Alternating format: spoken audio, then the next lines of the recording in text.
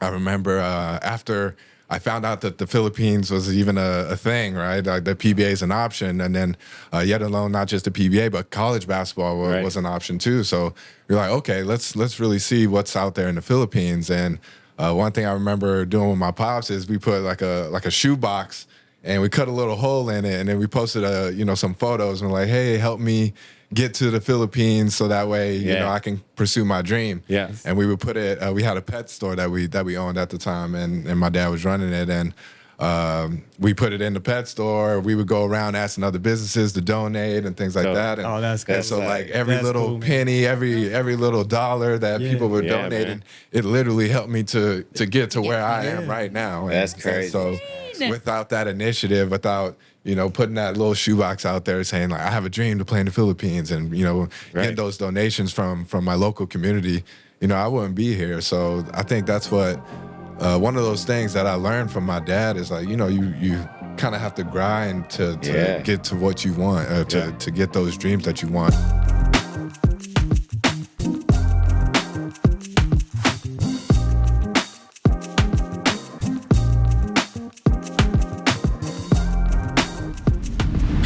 And welcome to the Let It Fly podcast, powered by Smart. Before we move on to anything, I would like to ask everybody to please like and subscribe. I see you lurkers. We see all of you. See, it we would got really eyes. help out the pod if you guys could please hit subscribe so you get everything, all the new things that we put out, and we plan on putting out a lot of new stuff. So again, subscribe. Welcome to Let It Fly. My name is Kin, and of course, joining me are... Gabe Norwood. Jared Dillinger. Sal Mercado. Forgot his name. What was it So again? looking No, I like tanner this. than usual. I like the suspense. You like this? You So I like to building it smile up. first and then the. So you build your know own what I'm saying? suspense. Yeah, I build my own suspense. You guys didn't take classes like I did. I've done many commercials. Suspense classes? I've done nine. Suspense I've classes? done 9 commercials. So 9 commercials. you guys don't know about it, I've seen at least right? one. I'm not counting, but I've done 9. Yeah. Were you paid for all of them, or were they part of your Come on now, contract? nah, I've been paid. That's You a see no. my you see my old Apple Watch Ultra. Gabe got the regular Apple Watch. Before we throw hands, Oh, from me actually. That's a gift. is that rain or shine salary? So, okay, Shine salary. That's here we go. Aside from the 4 of us, we do have someone special in the studio with us. He is an Asian Games gold medalist, a 2-time SEA Games gold medalist, a Let 2-time him know. PBA All-Star, and the 2016 PBA Rookie of the Year. And the dog. biggest milestone of his career yet, Let It Fly podcast guesting. this is Whoa. true. The Right biggest. there. It's true. We should have led with It's that. true. You're I welcome. should've. Toe. I should have. Should've. You're welcome. Please welcome to the Let It Fly studios, Mr. Chris Newsome. Yes. News. Hey, What's Newsome. up, everybody? What's up, everyone? Thank you for having me. Yeah. It's it's an honor. It's a privilege Hello. Indeed is. to be able to be on this podcast. To be in the with you, presence you know? of these greats, of the Be in guy who went to presence of suspense greatness. classes. Right. I'm learning a lot all the way through. From 2 minutes in, you're everybody already that's learning been here things. before me, I'm always watching. I'm always learning. That's how I move. He said he's always watching. Who was our Right. last guest? Who's your last guest?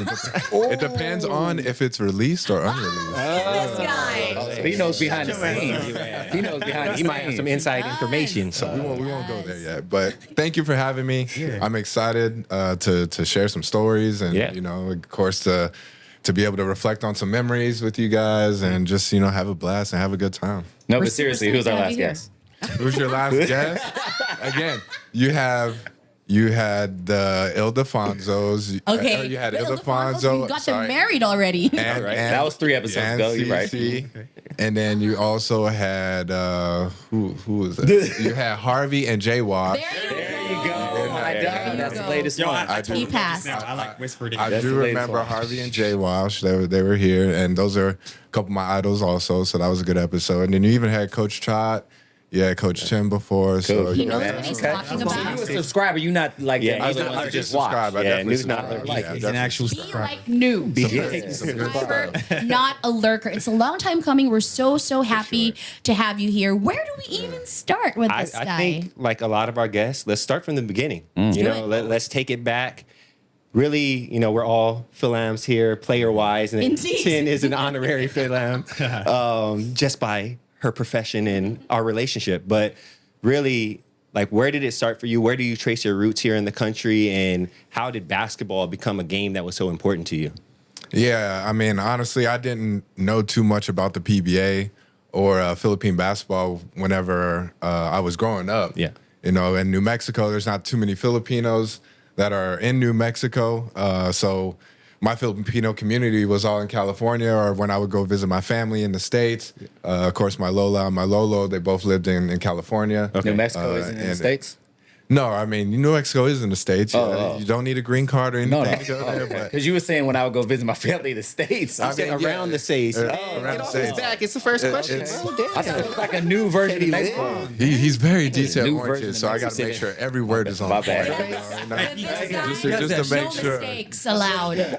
But yeah, thank you. Don't let him control your So narrative. yeah, I would definitely have my Filipino interactions when I would visit my family in California, which is in the States. Yeah. It is in the States. So, but growing up, yeah, a lot of those Filipino interactions didn't really come like they would every day here, you know, or even in California, you can run into Filipinos everywhere. New Mexico, that wasn't really the case. So just started with the love of the game. I loved basketball. I loved being around the game.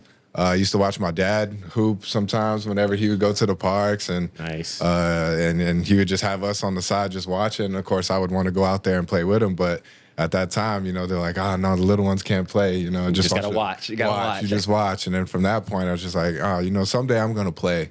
I really want to get out there and play and prove that I can hang with the big boys and the big dogs that are out there, right? So.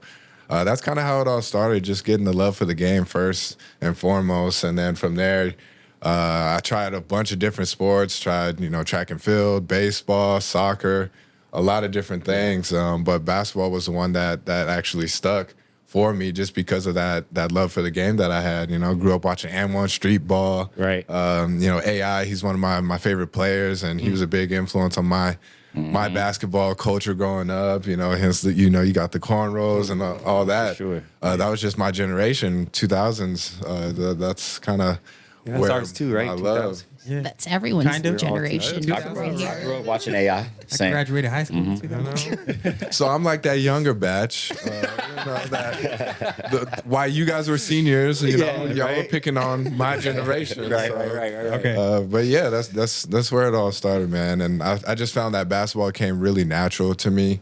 You didn't have to, call me and drag me to have to go work on my game. I just naturally wanted to go to the park and go find some competition and just go get some reps up and just try my best to be my best. And one thing that I do remember growing up was that we would, you remember the baller bands, the Nike baller bands? Oh, It was a big yeah. thing Everyone at the time, had right? those. So a big thing back in middle school was you'd play Yeah, we were in high one-on-one school. for baller college. bands. Right, and so like if you lose, you have to pass your baller band to whoever. So then the big thing around school is whoever Rocking had all the the most baller bands. right? That's how you knew who was like 10 the of best them on hooper. there. So You did that? yeah, that was definitely That something was I during my remember. generation. I was Baller baller bands? bands. Yeah. Those Baller bands, Nike baller bands. Yeah. Yeah, we played one-on-one for bunks. For what? Bunks. What are those? Hawks. Come on now. You ain't seen above the rim? I got above the rim shoes. seen above I wore that last okay, game. okay. Where they throw the ball to Yeah, you gotta turn turn around around. and they You gotta throw the ball. throw the ball at your butt as hard as they can. I mean, like That's what you they lost. are. yes, for. we did that a couple Did times. you do I that? never played that. No, I did not. The generation gap is Let's hit each other in the butt with these basketballs. Nah, I never did that. This is I all just about saw it in the boat real. this elder millennial show. hey, man, let's get right back to this. What was basketball your main sport? Because you said you played football, you played baseball, you're this multi-sport athlete. Was that really the main sport you were doing, or was baseball kind of the main and Actually, basketball just kind of? Football was actually my main sport. American football. Yeah. That was Okay. my main sport at first.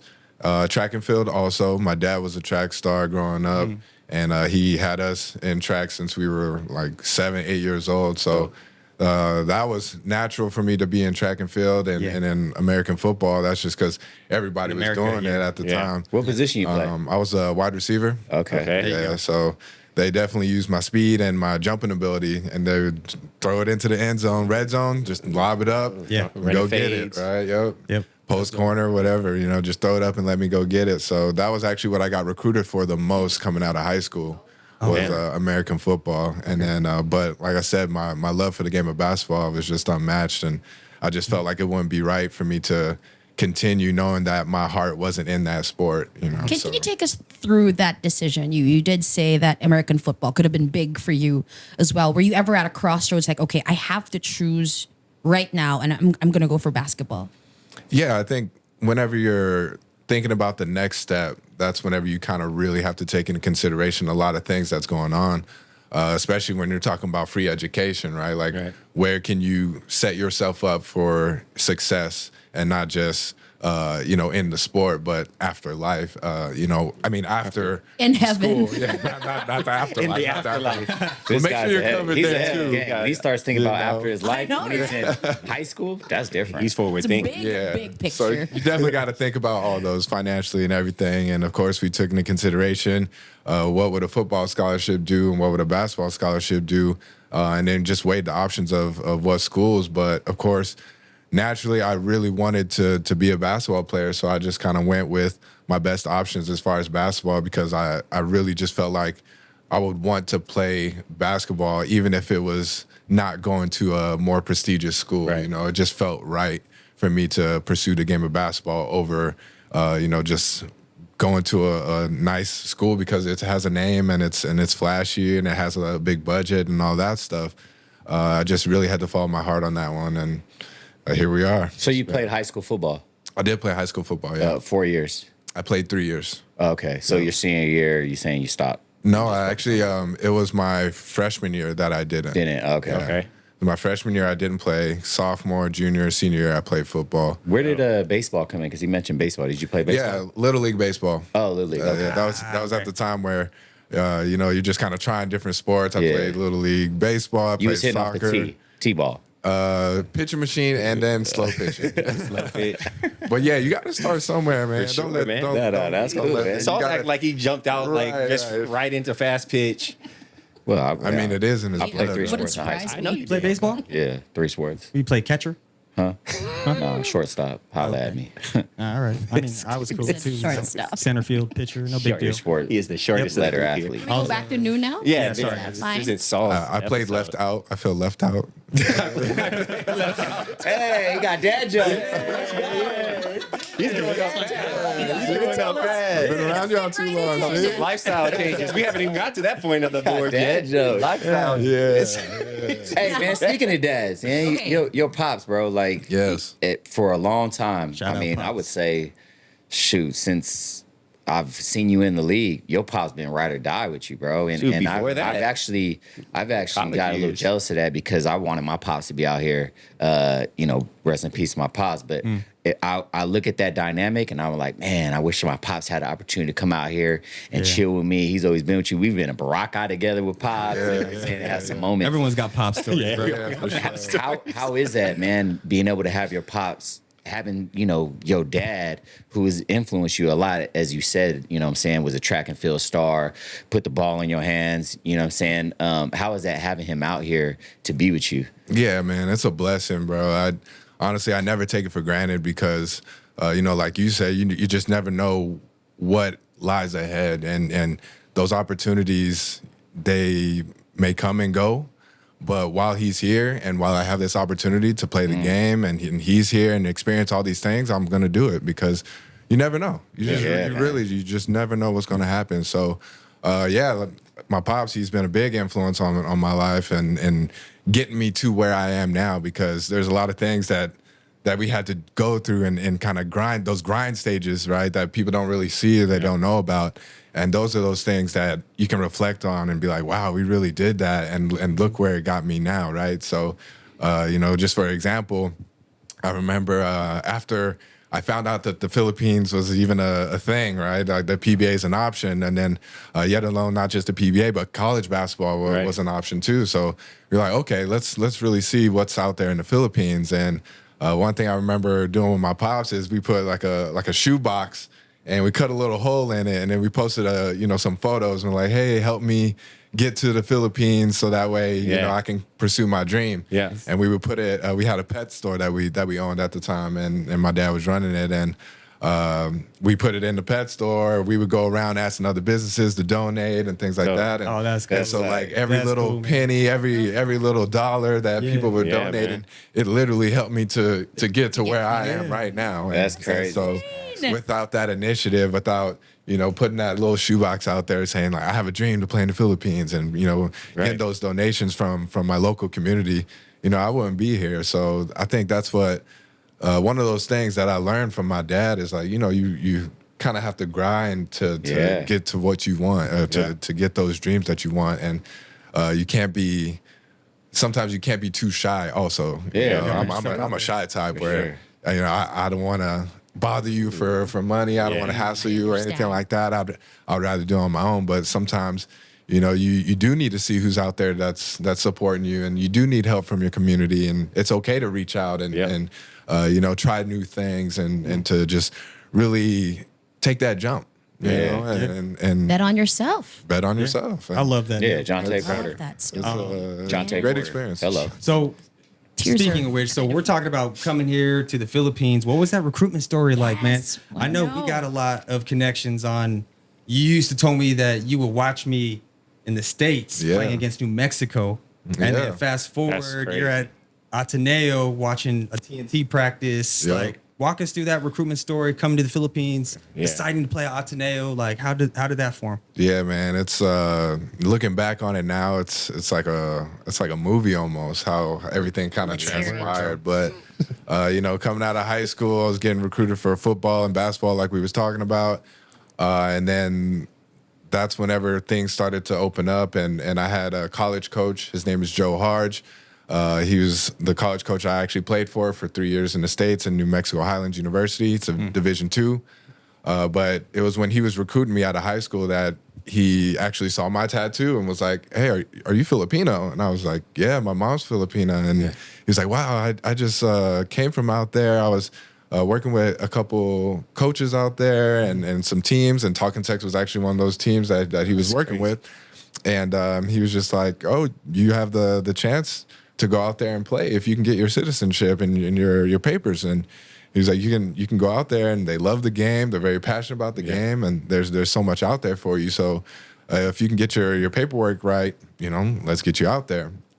Didn't have a passport yet, not even an American passport. Right. So me flying out the country wasn't even an option at the time. So that's whenever we started to talk about some things and say like, oh, okay, during my time that I don't have any papers or I need to process my stuff, you can come to this school in New Mexico and play for me, and you can learn and grow from me while we're waiting for all this to happen. So Hold on real quick. So you already had the plan of coming out here in some extent, whether it was college or the pros. yeah, But the coach who got you to a college was helping you through that process. through that process Because that's while I hard was to going find, to school. bro. Yeah, Like, usually a coach is like Especially in New selfishly Mexico. trying In to New like, Mexico. like, just hearing it, like, my pops has been in college athletics since I was 5 years old, and you don't hear a lot of stories like that. Like the plan to get you to the next step, The next outside of just the plan for your little 4 years at my school, your 2 years, whatever you're doing. Yep. That's Why News thinks crazy. about afterlife already. The big picture. That's crazy. it's the big picture. Sorry, I didn't mean to cut you, but I just had to. That it's was great that's- because rare, that is rare, Yeah. for you to get put in a situation like that. Yeah. Especially straight out of high school. Yeah. Out of high school, your eyes are just, where can I go? Where can I get a scholarship? And, Yeah. Is it This might D1, be D2, and things like that. And he's already got this in my head that, I have the potential to go play professionally or collegiately overseas, Yeah. yet alone play for a national team. So he got connected with Coach Chop, and Coach Chop was actually the one who ended up finding me in New Mexico.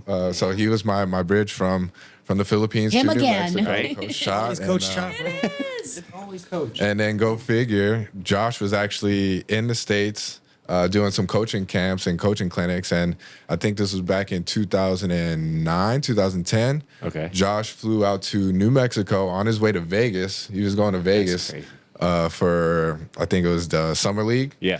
And so he was going from North Carolina to Vegas. And he stopped over in Little Albuquerque, New Mexico, just to see me work out, right? So I remember just That's sick, bro. getting the call, and he was like, "Yeah, I'm flying in at this time." So had no idea what he looked like, or anything, because there was no Facebook at the time, or Damn, Facebook you was old. just coming out, right? So. Just had to kind You of find him on MySpace? could have Friendster? MySpace. I don't know. Josh, you got a MySpace? I don't know. That would be new news for me too. But anyways, we picked him up, and his wife was with him, Maybell, and he got to see New Mexico for the first time, and then drove out to where I was going to school, and then he put me through a workout. And actually, where I went to school was a little place called Las Vegas, New Mexico. Okay. So it's definitely not like the other Vegas. It's like a small town, maybe like 6,000 people there, if that.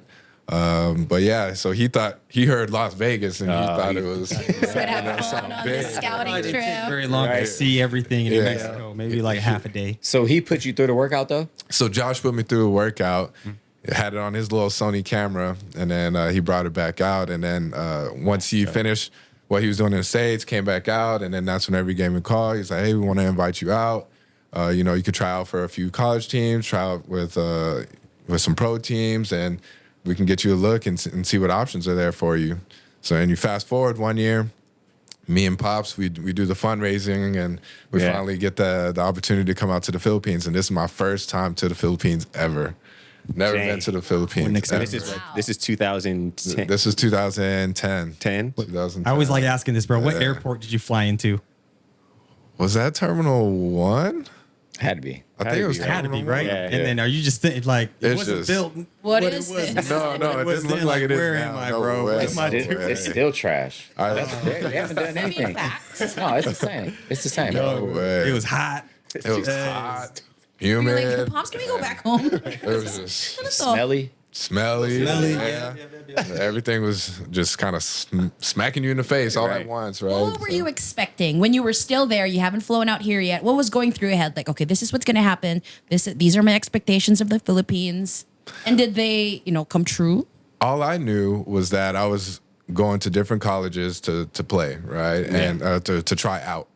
As far as everything within Metro Manila or the Philippines itself, I didn't really think I was going to experience much of that, like island hopping and things like that. I didn't think that's what it was. I was coming for a business trip, right? And- What colleges did you work out with? So I was initially supposed to work out with Sam Betta. That fell through due to a coaching change. So they were going through some things going on over there.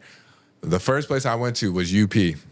Okay. So UP was having practice. First time in my life I ever seen a cove court. So Yeah. A covered court? a covered court. Oh, yeah. A So covered outdoors, court with but, yeah. outdoors with a wooden floor. Yeah. And it's just hot. So hot. That's an understatement. For the Forecast for crispy today. tea. And so yeah, I'm working out with UP. And Who was there? Do you still remember the players that you were playing I with? think Mike Gamboa was there. I think Mikey Reyes? Mikey Reyes. Mikey Reyes was Rookie Mikey Reyes was Was there. that when they were still trash? Yes. Okay. Yeah. The Yes. bonfire team. Okay. Yeah. Bonfire team. So they were recruiting me. Hey, come join us. And I'm like, Hard pass. Hard pass. right. And then you see the floor got like holes in it. They got cones covering, so you got to watch out for this section of the court and stuff. So I'm like, okay, this is different. But nonetheless, still went out there and hooped. And my young self, let me show you what I can do. Throw the ball up, Try to dunk dunk everything. everything, right? And so that was UP. And then the next day it was Ateneo. First time hearing about Ateneo, first time seeing Ateneo. But after going from UP to Ateneo, I was just like, oh, okay, this is a little more of like a college that I'm used to. It looks little more more. like holes on the something from the States. There's Yeah. more space. Right. And so yeah, that's kind of initially made me feel a little more comfortable whenever I went to Ateneo. And then got to see the campus, got to see the team play, and then Coach Norman Black was the coach at Ateneo at the time, and then they had an Ateneo LaSalle game that weekend. Oh, wow. Man. So you got Oh, all right, let's great walk time, into Ateneo. great time, Oh, yeah. That would have sold it right there for me. and it did sell it because that's what happened. Me and my pops walked into the Ateneo LaSalle game. Was like, what is going on? Got like, the drums you got banging. half green, half blue, Right. drums, people Nothing. yelling and all that. awesome. And then Nothing like we were at the practice before, so we got to see Nike just bring shipments of, Yeah, you know, here. You got cameras everywhere, and I was just like, wow, this is really, you know, Legit. big. This is legit, right? And this is during the time where getting Nike deals in college is unheard of, Right, yeah. especially in the Yeah. States. You know, Especially we didn't back have then. we We didn't weren't have allowed those to do deals none of yet. that. It wasn't allowed. So to see all that, and I'm like, wow, these guys get all that at this early in the game. It's like, okay, Were you like, I'm in? I'm in. Yeah. Right away, I was like, I'm in. But then, of course, Did you have to try out with him though? Like, yeah, I did a tryout with them. I worked out with them, and actually, it was after. Actually, talking text was first. So Okay. after UP, I did a talking text practice. So I kind of forgot about that part. I Right. did the talking text practice. That's when I got to get introduced to all of you guys. And then it was at talking text practice. Coach Norman was a consultant. Yep. Okay. That's okay, when we okay. saw he you. was like, Yep. "You Come back and work out with us. yeah, we're practicing right after talking text, so just get something to eat, come right back, and Yeah. that's kind of how that happened. And of course, it was that Ateneo LaSalle game that really made the difference for me, and was like, you know what, I can definitely see myself playing here in this environment. So, let's go ahead and see what we got to do, and then talk to Ateneo management about how we're going to handle the transferring process, and had to go back home and tell Coach Joe Hards that I think I found that Yeah. move. Yep. And of course, it was a tough conversation because this was my third year in college in the States, and I just got the starting point guard job, and so I got my first season as my first season as starting point guard, Yeah. and then the following season I had to tell them I got to leave. So. Yeah. That was tough, but that was the decision that we had to make. You got to make those decisions, and you got to like we talked about. You got to take those leaps of faith and kind of bet on yourself. Jonte Porter. and just go for it, and the rest is history. Glad you're here. you Obviously, did no that, bro. regrets. Crazy. But Hey, going so- back to college, JD mentioned it earlier. Yeah, while I was in my dorm, and after this idea of hearing about the PBA kind of entered my head, I started researching all the time, like what's on YouTube, PBA, nothing. There wasn't really much online about the PBA at the time. All right, PBA.ph. I got to look at all you guys' faces, so I knew your profile. Yeah. That's kind of how I got the scout of you guys, and He went stalker mode. basically. so you had 2 years of eligibility, or one? I played 3 years at my Okay. Division II, New Mexico Highlands University. Transferred out to Ateneo. During the time, there was a 2-year residency rule. Oh, Right. man, that's right. So I had to sit out 2 years, That's cool. and I had 2 years to play since you have 5 years You of had to sit eligibility. out 2 years. Yeah. before you Sit out 2 years. That's why I would always see you would be with C Lutz, right? That's you would right. Be with C Yep. Lutz, and I see you working out. That's right.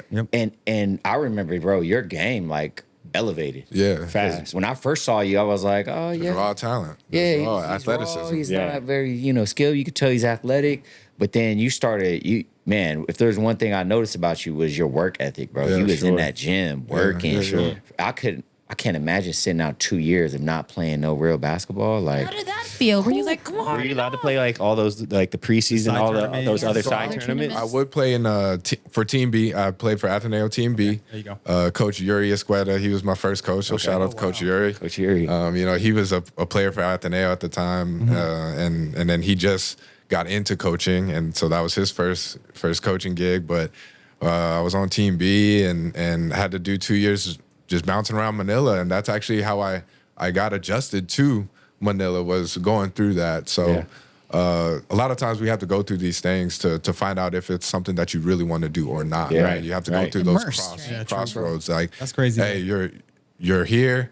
I'm not gonna lie. That first year in Ateneo was tough. Ateneo is one of the harder schools to get into. You have to actually go to class. You have to show up. You Why you say gotta it like that? because like are you saying other schools you don't have to? I'm saying What color? He's staring What color at me schools from don't you? made- the south. schools, He went What to color are their uniforms? let's No, call I them think out. it's Let's call them receipts. I out. think he's talking about that school that starts with an F. You know that school? Ends with a U. Yeah, that's cool. Middle E. I'm not. Okay, let's move on. Let's move on.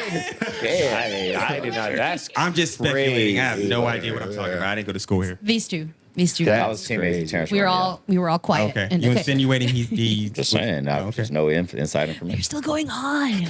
We tried to save them. Okay, listen.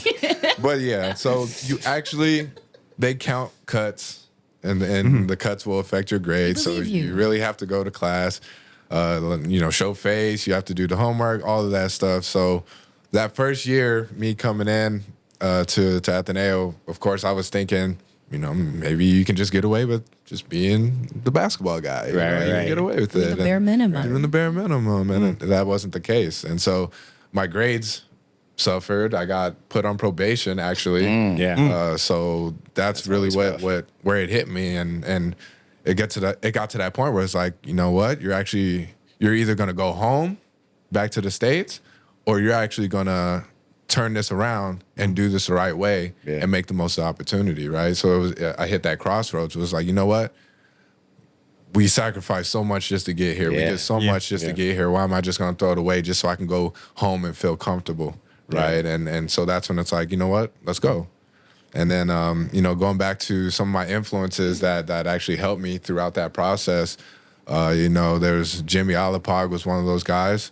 I got to communicate with Jimmy. He was actually my first point of communication with the PBA player via email while I was in college. Okay. So I got his email from my coach that I was playing for, was exchanging emails with Jimmy. And, sometimes it would take, 4 days for a reply, sometimes a week. But, I mean, at that time, I'm always just refreshing. Did he reply? No. No, not yet. Okay.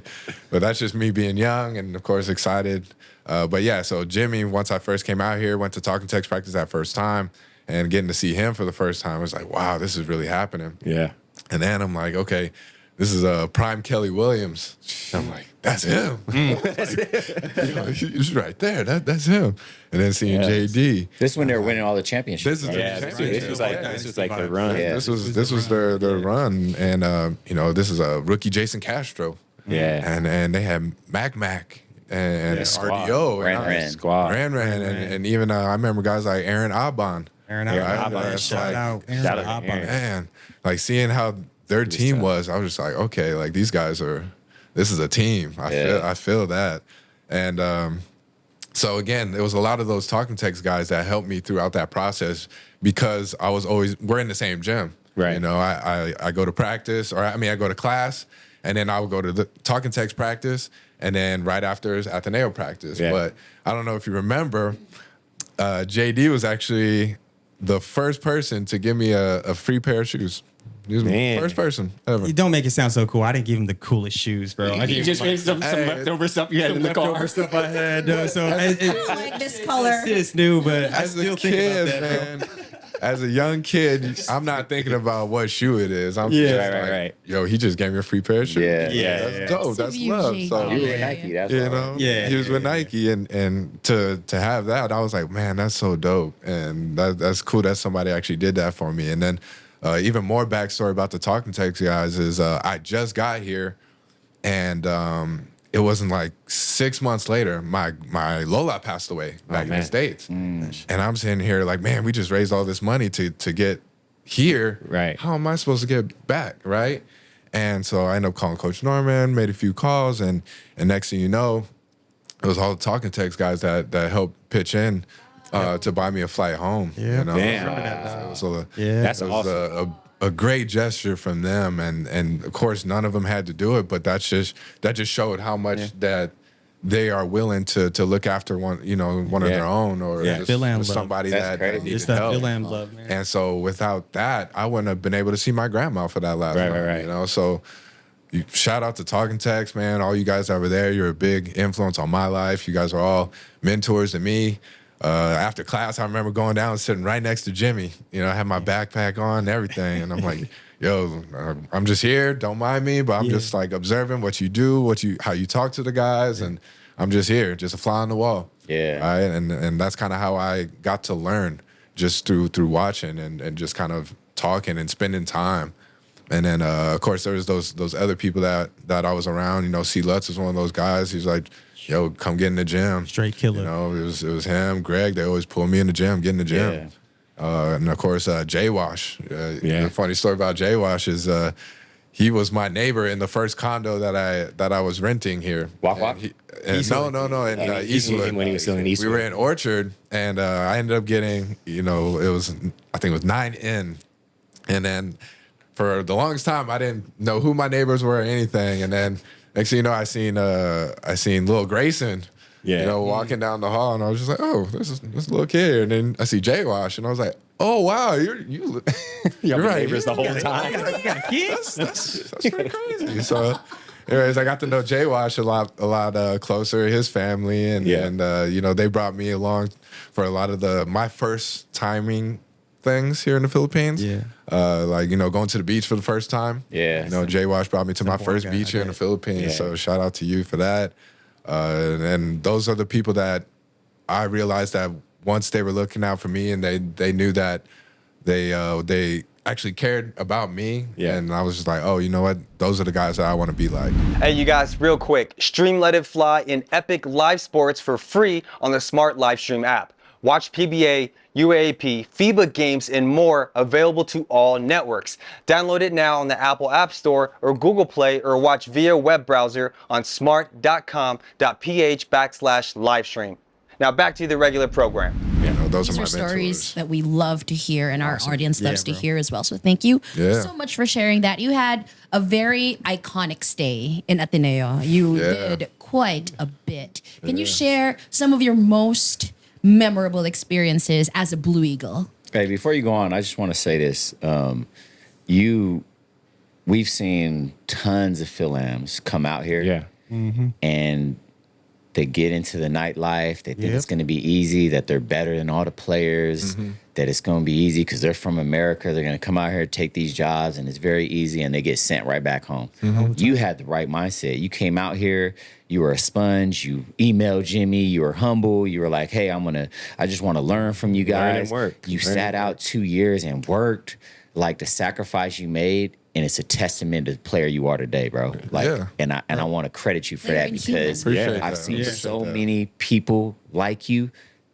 I could count maybe 50 to 60 Philams in my career, my time being out here, that I've seen come and go because they thought they were better than what they weren't. And credit to you, like that's dope to hear. I didn't even know all that background of you, but to see it all makes sense to me. It clicks down to be like, that's why he's the player he was. That's why when I first saw him and he was raw, he turned out to be the player he was his rookie year in the PBA. It was like drastic change, because it's like he put in the time. You learn that first year of like, man, did we make this sacrifice? Me and Pops making this money, the old school GoFundMe, you know what I'm saying, Old to school get out GoFundMe. here. It is. Now they got GoFundMe. right. But, you know, they cut out that box. Man, I'm going to make this sacrifice for no reason to go back home because I can't get in the classroom. Yeah. Bro, you did it, man. And man, that's Good dope. job. It's Oh awesome. man, just you wait till we start talking about his first year in the PBA. Like New's different, bro. Like when we'll let New talk about this first, but I got some stories, man. Like Yeah, right when we got him, it was like, whoa, Exciting. Yeah, it was, this it guy, was we well. got to protect him at all costs. Yeah. Yeah. Sorry to cut you off, 10 on that. worries. Yeah, you do that all the time, bro. Yeah, it's season 2. Wonderful thing to say. It was. Let's I give it a said, round. I said I wasn't going to do it this season, but you just but did it. hard. He just You're can't you. help it. Can't help Love it. just can't. talking good vibes. Can we go back to my Let's circle question? back. Yeah, Please, yeah. please, Okay. please. Ateneo years, yes. Ateneo So your years. 2-year residency is done. You're Yeah. about to go ahead and play. Wear the blue and white. Yep. So yeah, that was kind of that everything that I've been waiting for, right? Yeah. That was kind of that suspense, right? Like, man, 2 years Class. suspense. that 2 years of suspense. So I know what you mean, man. I know Thanks, what you bro. mean about See, suspense. they can't understand. They can't We relate. here with They it. can't relate. Yeah, 9 commercials. But yeah, so the 2 years went by, and that's whenever I really had to, okay, let me focus on my studies, let me focus on my mental, make sure that everything is right and that I'm headed in the right direction. So that way, whenever that time does come for me to step on the court, I'm on top of it, right? Yeah. Like it's go time, right? I don't want to leave it to chance and say like, man, I could have done something while I was waiting these 2 years. And here we are, 2 years go by, and now the opportunity comes, and you fail to take advantage of it. So Right. I didn't want that to be the case at all. So always in the gym, Jay Wash was one of those guys that was like, stay in the gym, right? Always. So, all right, I got you. Always in the gym. Another part of that was because I didn't have a budget to get home. It's like, okay. Can I ride with you, Jay? That 100 pesos I'm with you, Jay. get you to school. go You're gonna make sure that you're gonna stay at school all day, so that like way you don't that. have to spend that much going back and forth. So that's dope. partially why I stayed in the gym also. So that Ateneo, it was a great experience getting to know the culture, getting to know the Philippines on a different level. Yeah. Grew up in the United States school system. It's different how you learn things, different how they teach things, and just the interactions in school. So it was a bit different because I already had a experience of college in the States. Yeah, Right? I already knew what college was like. In my first 3 years in the States, it was like, man, okay, college is great. I love college, right? Like I love being on my own. I love having my own thing. And then I come to the Philippines, and I'm kind of thinking it's going to be the same way. Which in some aspects it is, but obviously it's different due to cultural differences and just how the education system is here.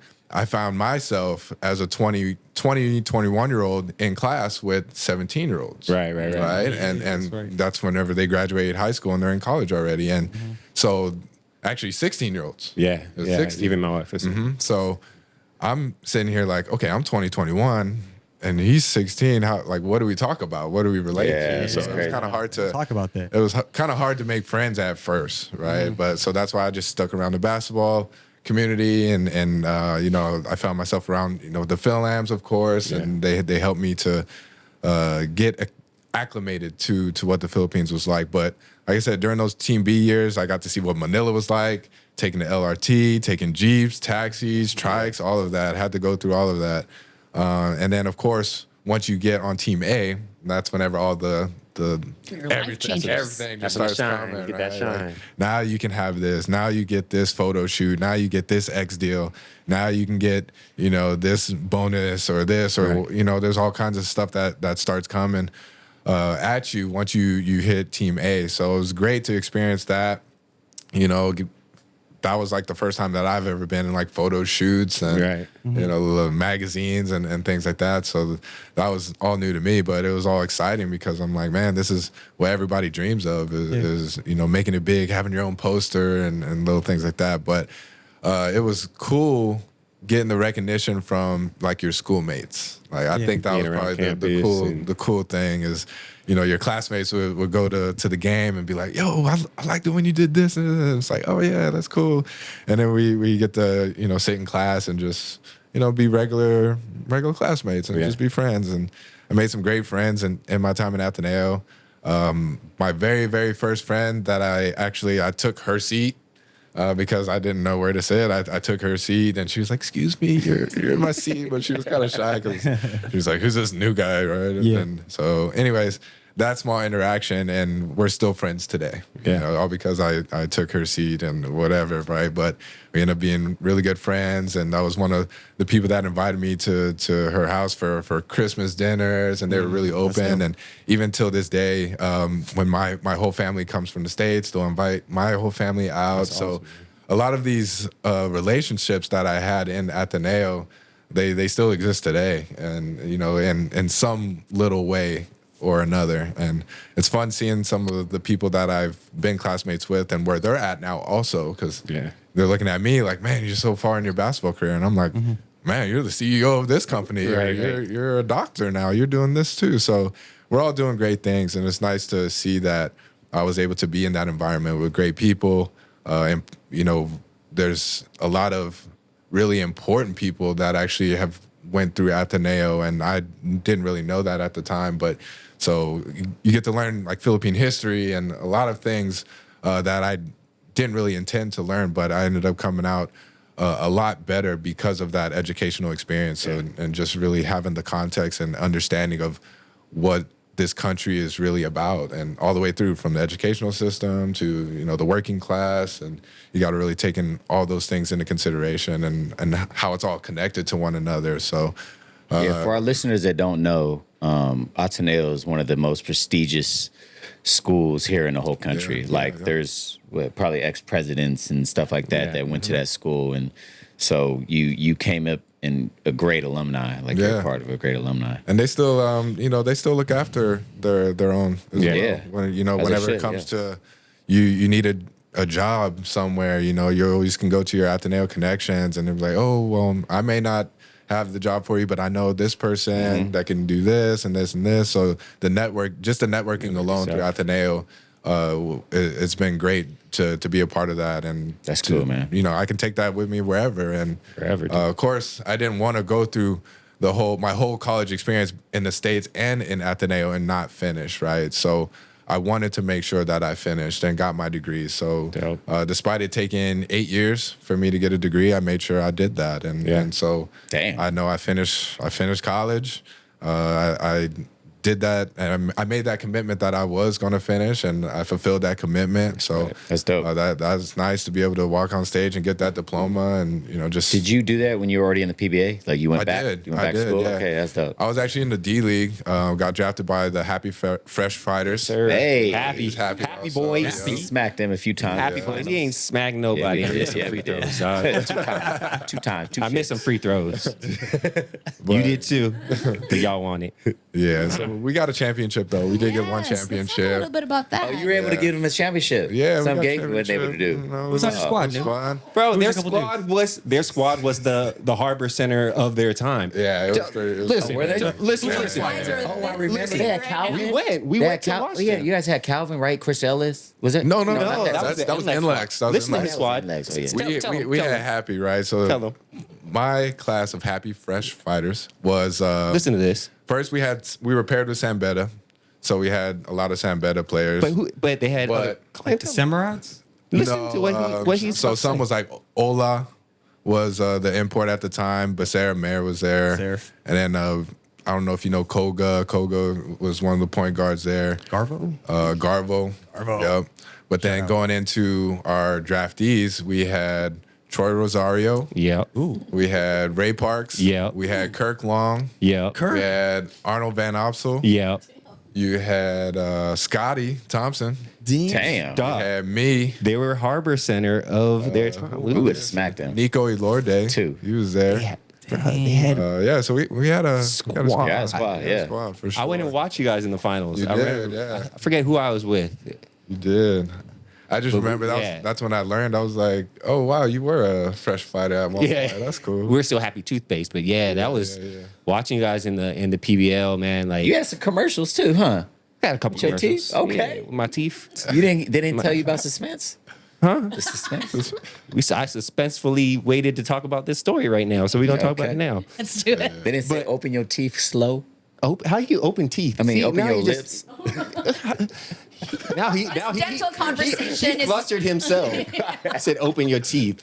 Says that. You can't open your teeth? No, I can't open my teeth. That just sounds ridiculous. But before we jump into the PBL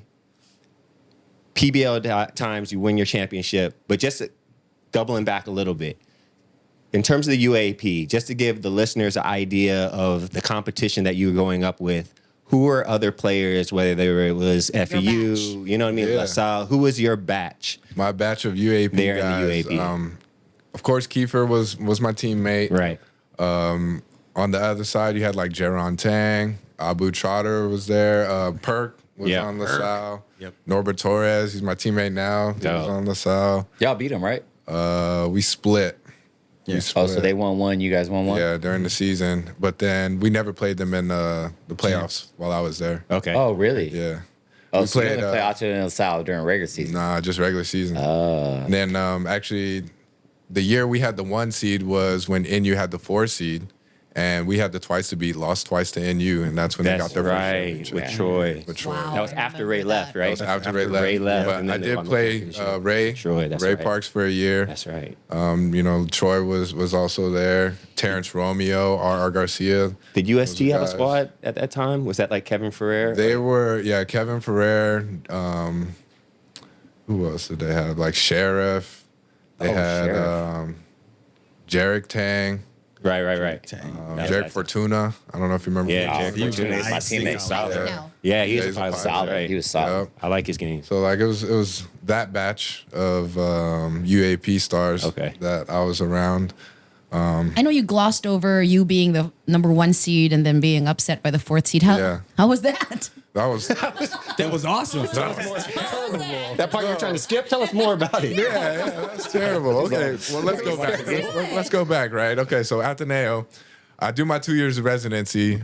This is at Ateneo winning their 4-peat and 5-peat under Coach Norman. MVP swaps Coach Norman back to the PBA after the 5-peat. I'm coming in I remember that, bro. that year. So we're getting Coach Bo Parasol. Yeah. now, Yeah. Right? So this is his first year. And it just so happens that transition period between Coach Norman and Coach Bo, they decided not to recruit or anything, right? They just kind of like went with who was there. So we didn't have any imports. We didn't really have any new players or anything. And that's what forced me to play the 4. I was playing power forward Dang. in the UAP. Yeah. And I was the import essentially because we didn't have one. And it was just that bad timing Right. of Yeah. coaching swaps and system change and everything, yeah. right? So Still got bad- the 1 seed though. we still got the Yeah. 1 seed though. Yeah, just Dang. talent. Ryan Buenafe was actually one of my teammates as well. He's a killer. Right. Rami Wami Chongson. Wami, We yeah. played I with heard him of for a South year. as well. Vaughn Pessamal, stacked. so Vaughn. we had some good people. We had some talent for sure. But then of course, once you get to the playoffs, it gets a little bit more tactical, and you can't just keep doing the same thing. Right. But going back, it was the 4-peat, 5-peat, no pressure, right? Going into the 6-peat, no pressure at all. Here we go. So I come in, all right, my first year. All right, let's make it happen, right? And Yeah. things didn't really go as we wanted to. All right, took that. Had to move on to the next season already. Next season comes, and this is where we're like, all right, redemption year, time to get it back. We had some bad injuries. I think Poi ended up getting like an ACL that year. Yeah, Poi was there too. Frank was one of our Frank centers. Gola. Frank was one of our centers. Yeah. So, our roster just got really thin because of injuries. Kiefer hurt his ankle. He was in a walking boot at the time. So, Dang. just really thin. Bad luck. But my 2 years in Ateneo, got 1 Final Four appearance, but no finals appearances and no championships. So that kind of hurt seeing the people before me and after me actually. Right. Damn. Get championships, whether it's a 3-peat, 4-peat, 5-peat. Yeah. Now you got Coach Tab there. The program picked back up, but during that time, it was kind of like a dead spot for Ateneo basketball. So you're the saying blip. if you played for Coach Tab, you guys would have won? I'm not necessarily saying that. I'm just saying that. You said the program picked back up. Trying to set him up. that Putting said words don't in let people's him mouths. Back up. it was a low With Bo point. Parasol, it went down. They had to pick it up with That's Coach a tough. Tab. That's a tough. what he That's said. that's a tough That's what he spot said. for any coach. But credit to Coach Bo, he turned that UP program around. That is true. Once he He left, is. he turned the Yeah. UP He did. He program learned around. from his failure with y'all. Woo! See? So, Possibly. That's what life's about. That's what Learn. Fail forward. Fail forward. I do like that. Credit to Bo Parasol. That's a good one. That's a good one. despite the fact that it was, kind of a tumultuous time for Ateneo, you still did make quite a name for yourself. Yeah. Right? And you got eyes on you. Your whole 4-year stay at the Ateneo, even though just 2 of those were spent actually playing. Your journey to the PBA. Let's talk about it a bit. From being, one of the star players of Ateneo, going into the pros. Yeah. So First off, was there a team before you went to the draft? Was there a team that you were like, man, I want to play for this team? there was 2 teams: Let's name them. Talking Tex and Ginebra. Obviously. go. Talking Tex. Obviously. Yeah, okay. Obviously, he never. Yeah. So Talking Tex KD's was like, I play one. for both. Obviously, because of what we mentioned earlier, the Yeah, people yeah, and that'd just been having dope. that connection already. That Talking Tex actually felt like home. Yeah. So that's one place that I knew if ever I would go to Talking Tex, it would feel natural for me to be there. And then next would be Ginebra. Growing up, my mom when she came to the Philippines, she brought me back a Mark Aguila jersey. Oh, dope. So that was my first PBA jersey I Trash ever ass got. Mark right? Aguila. Hell nah. Shout out Mark. Yeah, shout out to Mark. Love you, Trash. You know, so that was my first jersey that I ever had from the PBA. It was a Ginebra jersey. So That's dope. She told me, she's like, yeah, this is the most popular team. This is the favorite team. So here you go. And I was like, oh, cool. So if ever I was like, if there's two teams that I would love to play for coming into the PBA, it would be Talking Tex and Ginebra. Never know. You might be there soon. I'm just saying. I don't know. Not tampering. I'm just saying. Wow. Saying. Yo. Is this on? Is the microphone? Commish. Commish. We ain't cutting this either. telling. Commish, get his ass. I'm telling. Get his ass. That was This is tampering gonna right be there. a Shoving. short. Are you a free agent coming up? This she got hot. Are you a free agent coming up? Already hot. Am I free agent coming up? Yeah, I will be a Oh free wow, agent. that's crazy tampering. If you had the opportunity, I mean, Hello. play for Ginebra, free agent coming up, would you do it? Depends on circumstances, to be honest. It depends. Good answer. 'cause free agency is it's a tough one. It's only as of recently that free agency Right. has happened. Yes. Sure, I wish I had free And agency back then. That's what I'm saying. So He knew. it's not like I can really go to a lot of people that I normally would go to and be like, yo, Yeah, for advice. what was free agency like for you guys? And so it's a little bit something more internal that I have to do with myself, is analyzing where I am in life. What are the things that are important to me? What do I want? Where do I want to be? Where do I picture myself in 5-10 years? And will that team or that organization that I do plan to go to or stay at will get me there? Yeah. And to me, Don't ask advice from this guy. You saw what he did. Commit. Just letting you know, bounce on Roker real quick. had no conversations about this. This is just us having fun. Hey, All other he like bounced on teams, Morocco they're real gonna have quick. their chance to talk to New when he comes out He of was like, free agent? Me? I'm out. I have no words to and talk thus the about. Let It Slide podcast This was guy. born. This is about New. Once JD left. You know what? We're not even in your PBA journey yet. We're an hour in. Hey, it's dope. Wow. It's dope Damn. to say. It's dope to say that you play for one organization. Take advice from Gabe Norwood, not Jimmy. Harvey Carey. Harvey, yeah. Jason Castro. Played Yep. for one organization. Yeah. That in this league, that's not common. So take that into consideration too. I'm giving you a sure. little advice, but if sure. the money right, but it would be great to play for Coach Tim too, bro. And you already did play for him, so you know how it is. Yeah. But hey, man, follow your heart, dog. Not what he did. Appreciate it. Advice from your He just queers. hates- Ain't nobody He's else just is saying because I got more chips than you. It's cool though. Hey, bounce on Morocco. It's cool though. Bounce on him. It's cool. Let's talk about draft day. How many Kevin teams have you Durant, been? Kevin Durant ass. How many teams didn't want Kevin you? Durant ass No one don't over like here. you. Kevin Durant ass. All right. Kevin Durant ass.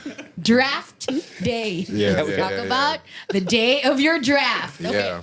Take us through it. When you woke up, what were you feeling? Yeah, so draft day, getting into draft day first, you have the pre-draft workouts Right. and things like that where you're going to different teams, you're working out. There was only 3 teams that I actually did a workout for before the draft. Talking Tex was one, Ginebra was one, and Morocco. Those are the 3 Those are the teams 3. that I actually did a workout for. Can you tell us about the differences between all the sessions that you did with those 3 teams? Yeah. Was there one that you felt like, oh man, I killed it? Like they're, you know what I would mean? say the one I was most nervous about was Ginebra because, it was Coach Tim. He's a coach I haven't interacted with yet Right. up until this point. I'd never met him yet, never had a conversation with him, didn't know who he was, but you just know his Resume, right? Yeah. And so that can be intimidating for a rookie coming in. And so that was the workout I was the most nervous for, but I felt like I did my best in that workout. Right. Just because there was that extra, like you got to perform, Yeah. right? Perform. That's what they want to see. With Talking Tex and Morocco, the staff from both are actually Ateneo people already. Right, so right. they're very Familiar. familiar Knew you. with my game and who I am as a person and everything like that. So that's why I was a little bit less worried to perform in front of them. So that's what it was. Went to the pre-draft. Of course, I had to do all the shuttle drills, Combine the stuff. combine, Combine stuff. everything, And I just remember one time they were just saying like, "Hey, don't do too much. Don't show out. Don't do too much. Have fun, but don't do too Can much." you explain to us non-basketball playing people why you shouldn't do too much at the combine? The reason why is because if there's a team that wants to get you, but all of a sudden you overperform, now you look more enticing to the teams that can pick before them. Right. So if you want to go to that team that is saying they're going to get you, sometimes they'll tell you don't perform too well, or else, another team might steal you from them, which could make all the difference whenever you fast forward to like 5 or 6 years later down the road. When you look at my draft class alone, we're going back to draft day, but my draft class alone, Mo Tautua was first pick. Yep. Right. You had Troy, you had Maverick at 3, you had me at 4, and Scotty at 5. Oh yeah, we took Mav. Yeah. We took Mav at 3. We surprised everybody and took Mav Right. at 3. That's right. And so you look at all 5 of those guys. Damn, you could have been stuck at Rain or Shine. I could have been at Rain or Shine. Thank the Lord. Yeah, honestly, This dude is something else. Dang, bro. small side Dude, note. I got 2 chips. But Whenever, whenever the draft order came out, and like I knew the draft order, I knew who the first pick, second pick were. I was like, all right, for sure they're gonna take the bigs because bigs are hard to find. right. My worry was, I was like, all right, Rain or Shine's gonna get me. I was like third pick because I was looking at the pool. I'm like, all right, who else could Yeah. they potentially get? And I was like, all right, I think I'm going to Rain or Shine. So here I am on Nike ID, Rain or already Shine making- colors. Yeah. So let me ID, bro. At the time? Yeah, we were definitely- I we knew were Gabe. definitely friends already. Because I was just picking out Rain or Shine colors and little things like that, just to see how I would look if it's by guy for me, right? And then You asked Gabe like, "Hey, are you guys gonna get me or?" not really. Actually, I don't remember having that through the process conversation. because you didn't work out for us either. No, I didn't. Yeah, You had the draft I pick didn't. for this one? I think I was at the draft, or it might have been a Gila. We might have been gone. I think you were gone. I feel like I wasn't at the draft. You were there. Yeah, you were there. feel like I might have been gone. because I remember Jimmy text me on draft day. Yeah. Okay. I think yeah, that's right. That's right. We were gone. Yep. So I was thinking, okay, I can go to Rain or Shine, maybe. We'll see what happens. So I knew if Rain or Shine wasn't there, Morocco's next, and then Ginebra, right? So I was like, okay, if it's not Rain or Shine, either way, I'm good. Right. You'd be happy. Morocco, Ginebra. All right, here comes the draft. Third pick, Maverick on Hamisi. And at first I was kind of like, oh, whoa. Yeah. Shocked. And then I looked over at Morocco's table. And they're all like, I look at them. They're like, They were juiced. We got him. so I was like, okay, cool. So I kind of knew already before they called me up to the stage that Morocco was going to get me at 4. I So. think if they didn't get you, I think Ginebra would have got you. For sure. Yeah. Who didn't never pick that year? Scotty. Scotty was. Shit. Oh, that was the same draft. Yeah, they didn't same miss. draft. They didn't miss. I mean, they wouldn't have missed either way. Yep. Yeah. But I mean, people weren't That's a tough big on 5. Scotty like that. Yeah. People weren't big on Scotty like that. Coming out the NCAA. Yeah. because they didn't know what position he was Exactly. going to play, right? Yeah. So Yeah. they didn't think That's if crazy. his game could translate with putting up all those numbers in Yeah. the PBA. It was There terribly you go. wrong. So that's why I was saying crazy. that, like that one pick that you do make could make all the difference. Right. Yeah. So here we are. Fast forward, we're 9 years in now. My batch of guys, and here we are testing free agency for some of the guys. Right. And, Mav had his chance, and he landed over at Ginebra. Of course, my free agency is going to be coming up, but there's still a lot of commitments that I have left with Morocco. I've, like you guys said, I've been with the organization since day one, since they got me, since JD gave me that introduction on stage, shook my hand, Hey, bro. and put That's a great that cap organization. on, and they're a great organization, man. They've done a lot, and we've done a lot from the time that I got drafted up into where we are now.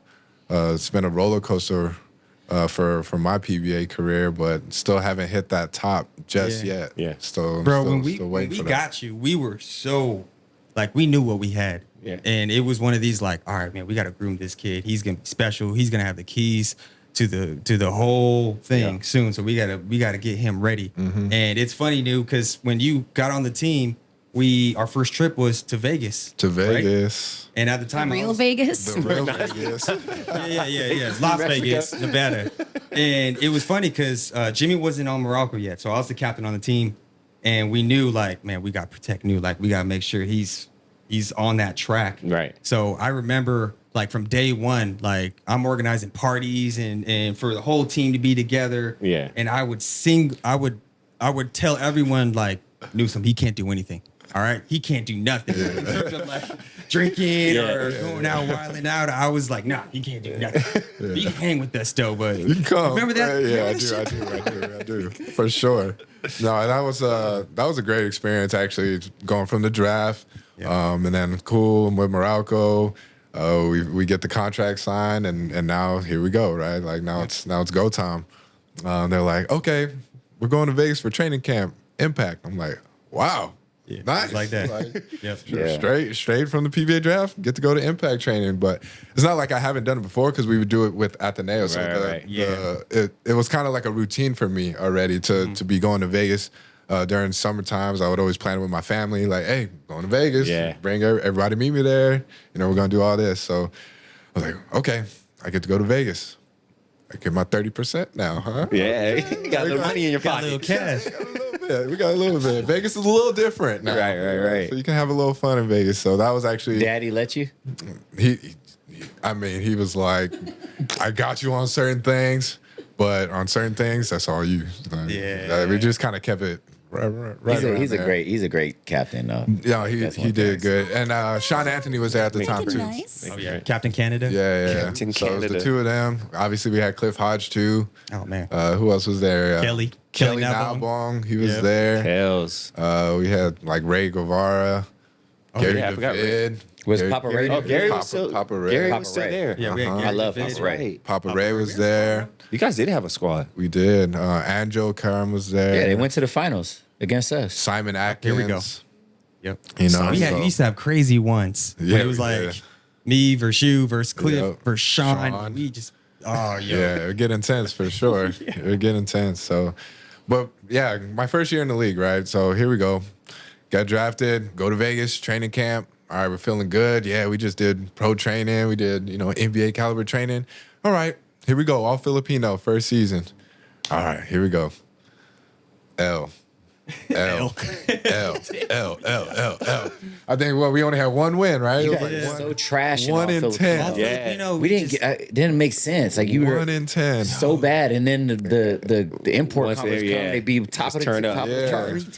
So that's where it got crazy, because I'm like, oh man, in my first conference, we won one game. This is not going how I thought it would go, right? And there was a lot of mental things that I had to kind of go through and learn through that period. But again, I had good mentors. I had JD. I had Jimmy. He was so crucial for us during that Jimmy time. came your second conference. No, he was there as soon as I got drafted. Jimmy was there. He just wasn't there. He just as a wasn't. player? the national team Yeah, stuff. yeah, It yeah. wasn't Okay. fully Physically, acclimated. yeah. It wasn't fully acclimated. But he was there, and I remember my first day in Morocco. Same thing like I did in Ateneo, where I got my bag, Sat put it down. right next to Jimmy. Yeah. Like, whatever you doing, I'm doing. So it was me and Basser. Basser Mer got drafted also by Morocco, and we were just on Jimmy's hip everywhere he went. Man, he would go to Sparta to train Workouts. and we would be there. That's actually where I met you for the first time. Crazy. And I was doing all those extra sessions, getting there early with my shooting. And I think Jimmy helped me to become a professional a lot faster than I've seen a lot of other people, than it take a lot of other people. Isn't that crazy, Yeah. bro? Jimmy, like man, he's he's- talking about the guy that when we came in took He us helped under us. his wing. Same guy. And you a lot younger than, not a lot, but you came Somewhat. in how many years? What was your draft? 2015. 20, that's 7 years after our draft. And Yeah. it's like Same it's guy. the same guy. And when we're saying Jimmy for our listeners, Jimmy Olapog is now with the Sacramento Kings. Yep. So to understand the impact that this level guy has of his- made throughout generations, you know what I'm saying, is pretty What a crazy. guy. Speaks we- volumes. Yeah. Yeah. Speaks volumes of his character, who he is, and how he was raised. Yeah. And how he approaches the game of basketball, and just being a true professional all the way through. I mean, that's the one thing I learned from him is, come in, get your work done, go ahead, get your extra work done, and then just be a great teammate. Yeah. Be there for your team. That's it, man. Simple. Very simple. Great lessons That's dope. learned from a great. So So, shout out how, to how Jimmy. did you go from winning just one game in the All Filipino Cup to being rookie of the year? Take us through that journey. Yeah, like I said, that was a roller coaster because And a great draft class too. That was great that's a class. strong. Yep. They Great went class. to the finals. So they went the first conference. You guys won one game. One then you went to game. the finals, second conference. We went to the semis, second conference. and then you got Durham. And then Oh, we you got guys had Durham. AD. We had No, they had- Renze. Yeah, Renze, the big On dude the Waku. from Syracuse, right? Yep. Big We had him. Renze, He was nice with the Commissioners. left. The dude with the left, Left, bunny yeah. left. Yeah. But he just That- wasn't His right. free throw was a little janky. Sorry, Renze. Yeah. I love you, dog. Nah, I remember that dude. Apologize. He had nice touch, good passer. I just remember for a good like 20 minutes of the game, we're playing 4-on-5 though. Yeah. Oh yeah, because he couldn't run back. He'd get couldn't run. tired. Yeah, he'd get tired. So we would have to. He would get the rebound, outlet it, Just go. and we're playing 4-on-5. We obviously don't have the number advantage, but he's just like, Like waving us off at the free throw line. You got it. Got this. I'm like, yeah, Come on. I want to, but I need to screen. Man. So it'd be like that. But we got all the way to the semis. I think we lost the talking text, right? Yeah. Yep. On that Or crazy was it inbounds Alaska? play. I think I thought it was. I think it was talking text. I think it was TNT. Yeah, that crazy inbounds play. And then Is it that when was they had Big Fella, Daniels? Yeah. Smith. Smith. Josh Alex. Smith. Josh Josh. Smith. Oh, Josh Smith. Josh He was a Smith, problem. Yeah, yeah. we had those fools. But for a big dude, he could move. Yeah, he was a Yeah. problem. He could He was move. nice. He was a for problem. sure. But yeah, so commissioners, semis, Governor's Cup, finals against y'all. AD, bro, was a AD. problem. Durham. Yep. Some So great battles. That was like the realize that was your pinnacle rookie of That like was how my rookie popular year, bro. basketball Walked was out into a here. finals Just, in it your was rookie banging year. by That's that dope. time. no, well, Was I that the guess year we played in front in Philippine Arena? That was the lights one. that was right? the lights. the Oh, lights that one, bro. was the That was shot. the shot. Yeah. Hear this. The shot and the return of Fast and Furious. Yeah, yeah. You know, it was that series. But you know, going back to my draft class, Maverick went third, and he got a championship. Yeah. With you guys, commissioners, right? You Yep. guys won that Yep. commissioners. Yeah, we won commissioners. Right. So Remember here, that. I was there. Yeah, you were Maverick there. got a championship in his first year. So I'm Yeah. thinking like, oh, okay, rookie of the year. That's kind of that's out the window for me. Didn't do well first conference. Second conference, you know, another rookie got a championship. And then third conference, oh, here we are. Like we're heading into the finals. And that build up into that third conference, I think was the craziest because we're at the bottom. Okay, here we go, working our way up as a program. You know, I'm starting to feel more confident with my role as a rookie and being in the PBA and how I'm playing. And then we get to the finals, and now it's like you're getting all the attention. Everything is like, all right, not only is this the finals, but this is the showdown between Scotty Thompson and Chris Newsome for Another rookie of the year. Another Right. rookie, Yeah. yeah. And so all of this is kind of happening all at the same time. So it was kind of you got to be really delicate with those situations mentally of and how you're going to handle it, and you can either choose to you know pay attention to it and then let your game falter, or you just kind of like let everything kind of play out how it's supposed to be and just focus on you. And you know, obviously I chose to just focus on me and not play into the media or focusing on all of that. For me, I've always been a team player, always been about team wins. And the most important thing for me, I'd give up the rookie of the year for a championship that year for sure. Yeah, but Hands down. would you give up the highlights that you had that year? Because you caught a couple. You caught a couple bodies that year, if I remember correctly. There might have been a was Arwin fun. Santos highlight, About that one. a Ronaldel Del Campo highlight on there. Yeah. That was The fun. RDO twice. one, yeah. He almost- Was it back-to-back plays? Twice. It was back-to-back Ish. plays, It was right? back-to-back. You got RDO, I right? wouldn't put RDO under there twice. I would put. But you got back-to-back dunks. It was Ammons, the import. Oh, Yeah. the ball. Oh, yeah. That, I would put yeah. him there first over RDO, on one of them.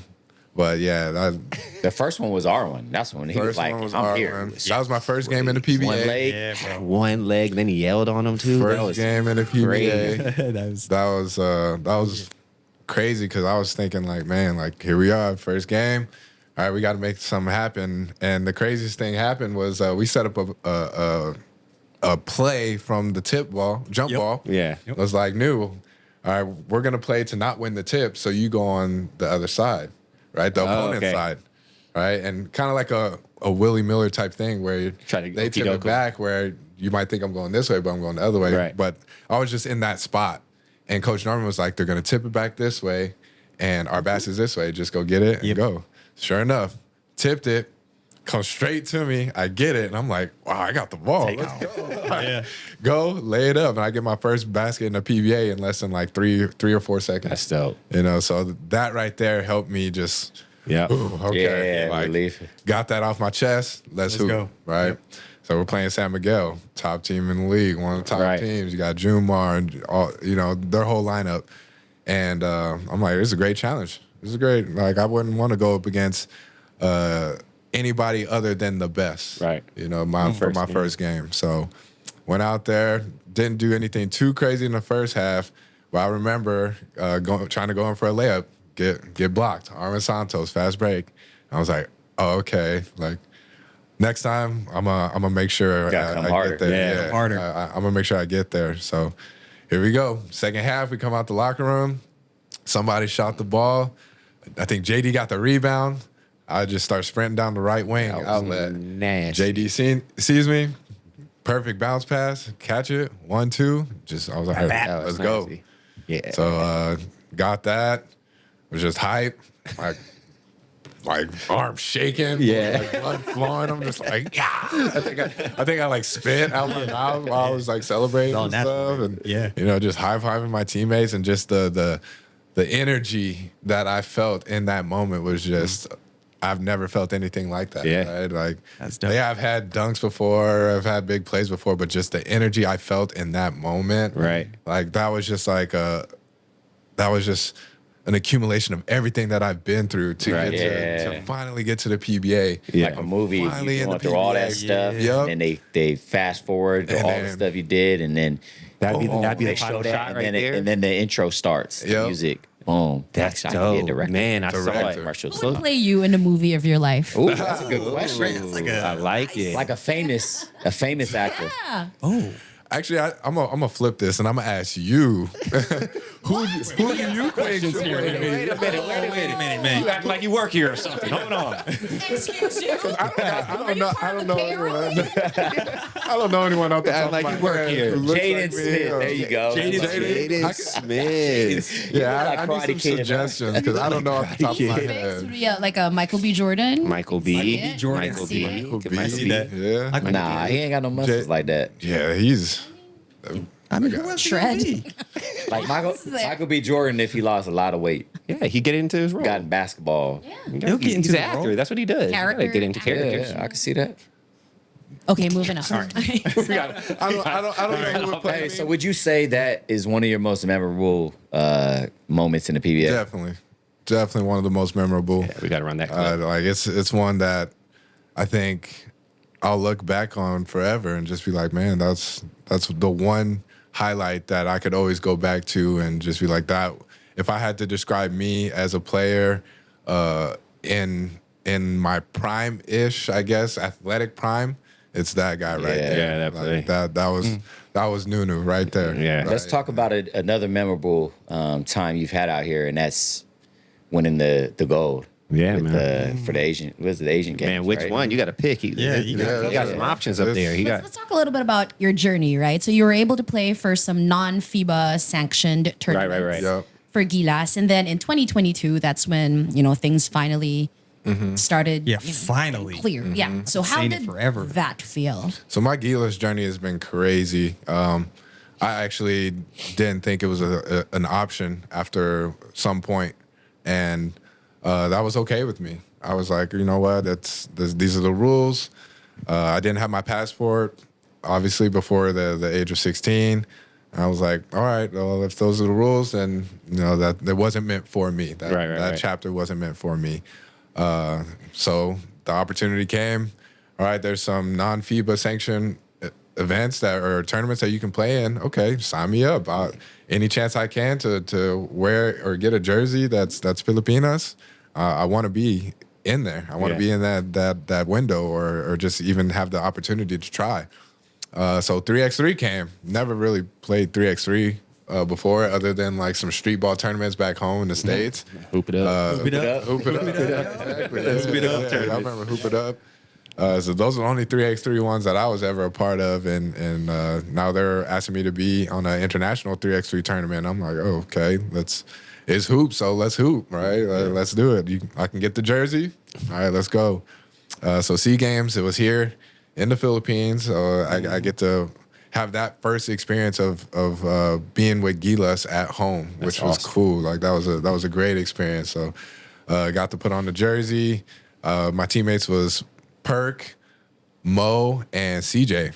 That's right. Yeah. Wow. So there's us four. And I really enjoyed being teammates with them in that specific tournament because I feel like the way we play was perfect for 3x3. Yeah. You know, Mo is an inside-out guy. Perk's inside-out. They can switch, guard smaller defenders. It's a much faster, quick-paced game. And so I really enjoyed having that lineup and just only had about a week of practice. That's crazy. To get used to 3x3 rules and all the other stuff and just getting in shape for 3x3. Went out there and gave it our best shot, and we got the first gold for 3x3 actually. That's right. That was the first year of it. Yeah, that was the first year. First gold in 3x3 basketball for SEA Games, and that's my first gold. Yeah. You know, in a Gilas uniform. So that was a cool experience. Home crowd's there, everyone's cheering for you. Feels good to have everybody cheering for you after being in the PBA in Morocco, and you know everyone's booing you, especially whenever you go against Ginebra and Remind you of your time at Ateneo, because that was, you know, it did actually. The last time I felt that was with Ateneo, yeah, for sure. Being the crowd favorites. So yeah, had that experience, and then from there I was like, okay, that was it for me. That was my Gilas journey. I got a gold, one and done. All right, I can frame it, hang it up, cool. So I actually did frame that jersey because I thought it would be the last one I would ever get. And here we go, a few years later, and the SBP was working on my paperwork actually since Morocco got chosen to participate in a FIBA Asia Championship that was held in Thailand. Right. And so Morocco actually got to go represent the Philippines. However, the ones that weren't FIBA eligible weren't allowed to play in that tournament. That was me and Cliff. So what we did is we tried to file to where I can be an exception, me graduating from Ateneo, right, and having a residency here for more than 10 years. So SBP took that. They went over to FIBA and they were asking if I could be that exception. I've been here for 10 plus years. Yeah. I've graduated, so I even had to hand in my transcripts and all of that. And then I got approved by FIBA, and I got the call from Boss Al and Sir Butch, and they're just like, hey, we need you at Gilas practice on Monday, 7 p.m. Morocco Gym. Those Monday nights. Okay, here we go. Like so cool. This is my chance. I finally get that chance to represent the flag in 5-on-5. Show up to Gilas practice, and it's nice because it was on my home court in Morocco. So I'm like, this is a familiar atmosphere. And then it's Coach Chot running it, and I'm like, familiar coach. This is the coach that got me here. So it felt like a full circle moment that I was just like, wow, like all of that, me being patient, it not working out, me not even being under Coach Chot, and a lot of these things that happen, and all of a sudden they're happening now and on Gilas. Right now, I get to play for Coach Chot. Now I get to play for the Philippines, and now I finally get to fulfill that dream that I initially had of playing for the country. And that's whenever I was like, you know what, I'm gonna give it everything. Any chance that I get to put that jersey on, I'm gonna give it everything. So I would never miss the practice. Went to every single practice. And then it was the next SEA Games, Cambodia. Was it? Yeah, it was Cambodia because the last one before that, they lost. Right. So I wasn't on that team. The one in Cambodia, that's whenever I played the 5-on-5 for the first time. Went out there, hot as hell. We all saw. You could see it through the TV, bro. See the court. The court was melting. Oh my gosh, that was the craziest. Cramping up like fruit roll-ups. anything. Yeah. You know what I'm talking about? JB was cramping up warm-ups. The shit. He cramped up. That's normal. That's JB, though. That's That's regulars. So, yeah, and then on top of that, I get to be teammates with JB, right? Yeah, And so that was the first time that I got to suit up with JB, and I was like, man, like, all right, Been going against this I've dude. been going against him for how many finals, and now we finally get to be teammates. So that's whenever I was like, cool, this is a cool experience to have a team built like this, right? Yeah. And we get to go on to do a special mission to bring a gold medal back to the Philippines, right? sure. That's something I never thought I would ever get to do. So here we are in Cambodia. Everything's kind of the logistics behind how everything was set up. Obviously, everyone kind of knows about that, and how the gym and the facilities weren't really up to par and whatnot. However, we still had got to go out there and hoop. And then, of course, Cambodia with their import situation. So it was kind of stacked against us. Yeah. And we had to go out there and make something happen. And we had a good group of guys that got together, believed that we can do something special. And again, those SEA Games tournaments are also opportunities for not just myself, but for other Phil-Amps who were in the same situation, or not just Phil-Amps, Phil foreigners, of course, that are in the same situation that aren't FIBA eligible, yet they still want to represent the flag. Yeah. That's the tournament to do it in. So, of course, we had guys like C. Ross and Brandon, right? That's whenever he gets to have his opportunity with Gilas. And, we had a lot of other guys that you want to have on Gilas, but they can't because of the eligibility. Right. So it was nice to have that team together. We understand how special that team was for us, because they don't really get another shot at being on Gilas unless the next SEA Games. But me, I'm one of the few that's lucky enough that I get to play in every tournament after. And so we knew from that SEA Games that we were building up for World Cup already. Yeah. And so we wanted to try to keep everybody, as many people together as possible. Oftana was there. You had CJ, you had me. Some of the other guys weren't there because they're in B League already, and things like that. So, anyways, we used SEA Games. We got the gold medal. That was a great experience for us. Can you talk about the Cambodia coach poking the bear a little bit? Talk about that story, because I know that was like kind of a big thing, because they beat you guys in the group round, right? In the eliminations, and then you guys got to play them again in the finals. And you kind of like poked the bear, and talk about how you guys kind of rallied around that and used it as some fuel. Yeah, because like we were saying, the situation there wasn't the greatest. The gym wasn't the greatest, but they had to play in it too. And then at the beginning of the tournament, there was a kind of like a set of rules that each team had to oblige by. Yeah. And then here we are, the home team decided to like kind of change the rules up a little bit, because that's allowed, I guess. During SEA Games, is the home team can add little things here and there. Not everybody really knew about those rules. Right. And so here they had to line up like 6 Americans, six Americans, not even Cambodian or anything, but by rules they got the passport and were eligible. So okay, they got that. They got a foreign coach, and they were basically trying to do everything they could do to win that. Here we are. We played them in the first round, and they beat us. And we weren't really expecting that, because we didn't really have scouting on their lineup. These are all these guys are professionals. Right. They play pro ball in other leagues and stuff. So it's not like they're just bums or anything. Yeah. They're really good, Right. talented guys. So here they are. They just beat us off of talent, and we were definitely upset about that, because it's Cambodia. No one's heard of Cambodia. We even had messages from a bunch of people saying like, how could you? That hate had to be crazy. You guys are a disgrace to Philippine basketball. We were getting all that stuff. Yeah. And we just had to really tone out what was going on the outside and focus what was going on in that locker room and the people that were there. And we knew that if we were going to play them again, that we would beat them for sure. Yeah. We just knew that. And so after that loss, the main goal was just get to the finals match against Cambodia. That was our mindset. Yeah. So whoever was in the way of that, I'm sorry, y'all had to get it. Yeah. And, so that was Indonesia. They were a part of that.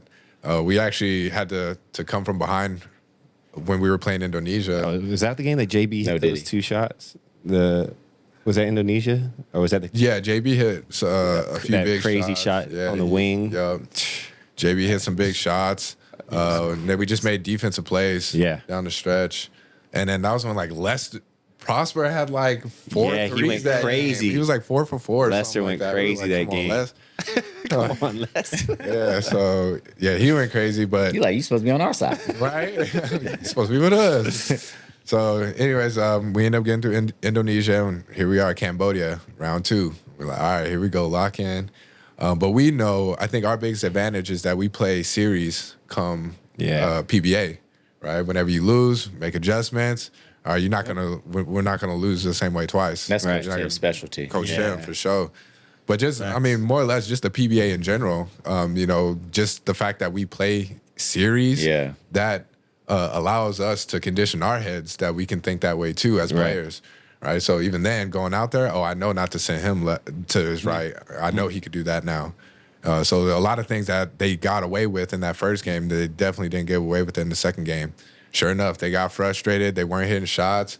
Since that was a team that just got put together for that tournament, they didn't have any chemistry, so they're easy to break apart once adversity hits. So that adversity hit, and you can see them. This guy does this. This guy does this. You know? All of a sudden, they starting to look for theirs, and that it was at that point that I knew I was like, oh yeah, we got them on the ropes. Yeah, we got them on the ropes. So now it's just play smart. Don't do anything dumb. Don't take any bad shots. No bad turnovers for points or anything like that. And gold medal is yours. So got through it, and it was a great moment for all of us, man. We definitely celebrated that one, especially because that one was for the redemption of the Philippines, to bring in the gold medal back. Right. And it was after everybody was talking all that mess. Like days before. Yeah, so it was like, all right, before. Felt good. That was a good one. That was definitely a good one. Let's talk about how special the 2023 FIBA World Cup qualifiers were for you. The qualifiers were fun. The FIBA windows were fun too. That was my first FIBA window was in Lebanon, actually, and that was actually Jordan Clarkson's first. Right. Window You were with JC out there. So that's right. me and JC got to suit up at the same time. That was a whole experience in itself. That was me flying with Gilas for the first time to another country, Lebanon for the first time. Yeah. And then seeing how that NBA treatment is for the first time as well, and having all that in one experience, it was just kind of a bit overwhelming at the time. But when I look back on it, I'm like, wow, that was great. Like that was an awesome experience, and that's why I vlog it now. Shout out, so subscribe my vlog also.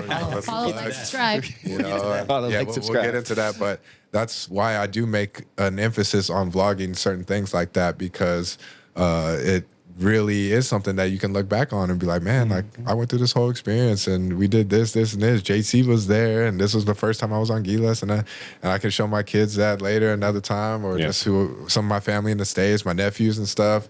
Whenever I go home and visit them, we always pull up my vlogs and stuff. So That's cool. it was fun to have that experience.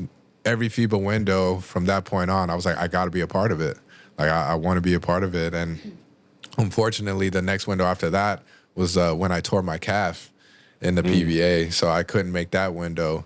But it was nice to still be a part of the program. They still accepted me and had me at practices and things like that. So still to be a part of that program, I was like, man, I'm for as long as I can be, I want to be a part of this Gilas program. So didn't get to play, had to support, but then then we started getting ready for the FIBA World Cup. Right. Man, that's when we started, doing the international traveling and all the tune-up games and things like that. The 2-a-days, 3-a-days sometimes. That was definitely a grind. But looking back, I'm like, those are the experiences you live for as a basketball player, to get to go travel, see other countries. Right. You don't get to pay. You don't have to pay for it. Yeah. You really get to see what's out there in the world, and it's all due to the game of basketball. Yeah, it's like, man, that's a blessing. That's such a blessing. Not too many people get that, bro. I never take that for granted. And then at the highest level at that. Yeah. We're talking about international FIBA world class that we're talking. So to see how that was it was a confirmation that I am a pro. Yeah. I'm a true pro. I can say that with confidence now, that I'm a true pro. Zero doubts. I've made it to see that stage and to that level. But I guess the part that killed me was the fact that we went through all that preparation, not knowing that if you were going to make that lineup or not for World Cup. Yeah. So let's talk about the FIBA World Cup. You were Yes. obviously part of the pool. I remember we were taping when they that announced was one of our the 12-man lineup. And when we didn't see your name, we were all like, what? yeah. Thought you were in there, bro. Well, Yeah, even we before, almost even talked for before, sure. I thought he was in we, there. I think- we, yeah, I think we we were taped saying before that it that came was out. one player we were looking forward to seeing. True. Yeah. Remember? Everyone Yeah. said your name. We felt like he was perfect Yeah. international point guard, you know, Right. for And us. not We even saw you giving and all the you had in the intangibles, yeah. games, Season you know? 1, you can go back and watch it. Yeah, definitely the intangibles, and You knew work for us? through that through that process. You know, the lineup came out, and you know, to our surprise, at the very least, I'm sure there was a lot more out there that were surprised you weren't on the roster, and I was able to go to the first game, and we talked. We sat and talked before the game for a while, and you know, I know where you were at mentally, but just kind of tell the listeners here like where you were and. Hearing your response again, I know I'm going to be amazed once again at just how professional you were and how you handled it. But just that process, what were those days like, you know, from decision to afterwards to walking into the arena for the first game? What was that like? For you? Yeah, there was a lot of emotions that was involved in that because I felt like I gave everything during the training camp. And like I said, I was one of those guys that didn't miss practice at all. I hate missing practice. So I was at every single practice. I made every commitment that I said I was going to be at. And, you know, I did everything that I possibly could to try to make that lineup. Even whenever there was a period where we were in Europe and Scotty broke his hand. Right. Right. And so now we're down to really just me as the point guard, me and Kiefer as the point guards. And then now we're starting to slide like CJ into being the point guard. Right. We're kind of rotating our lineup down just so people can fill that point guard. So I'm like, oh, for sure. Then if we only have 2 point guards, I definitely feel like I'm going to be in that lineup. So even during the tune-ups and everything, I felt like I played well. Of course, I play defense. I hustle. I do everything that you need me to do.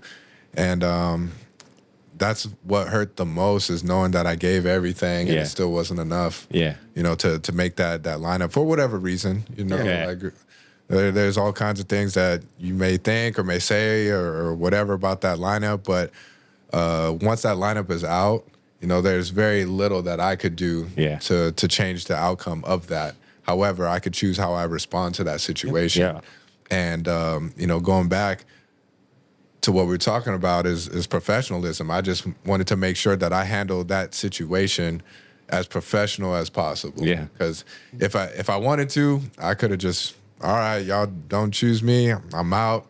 You know, y'all just wasting my time, this, that, and that. But no, like that's not who I am as a person. Why you're a So winner, bro? As an ego. That's you're a winner. that's letting go of what is best for me for the better of the greater good of something else, right? And so, all right, man, it's so selfish of me to just think about myself whenever all my comrades that I just went to war with out in Europe, and we did all these, you know, we had all these battles and everything. I'm fighting next to you, picking you up on the floor and everything. You're my brother. You're my teammate. Yeah. So how selfish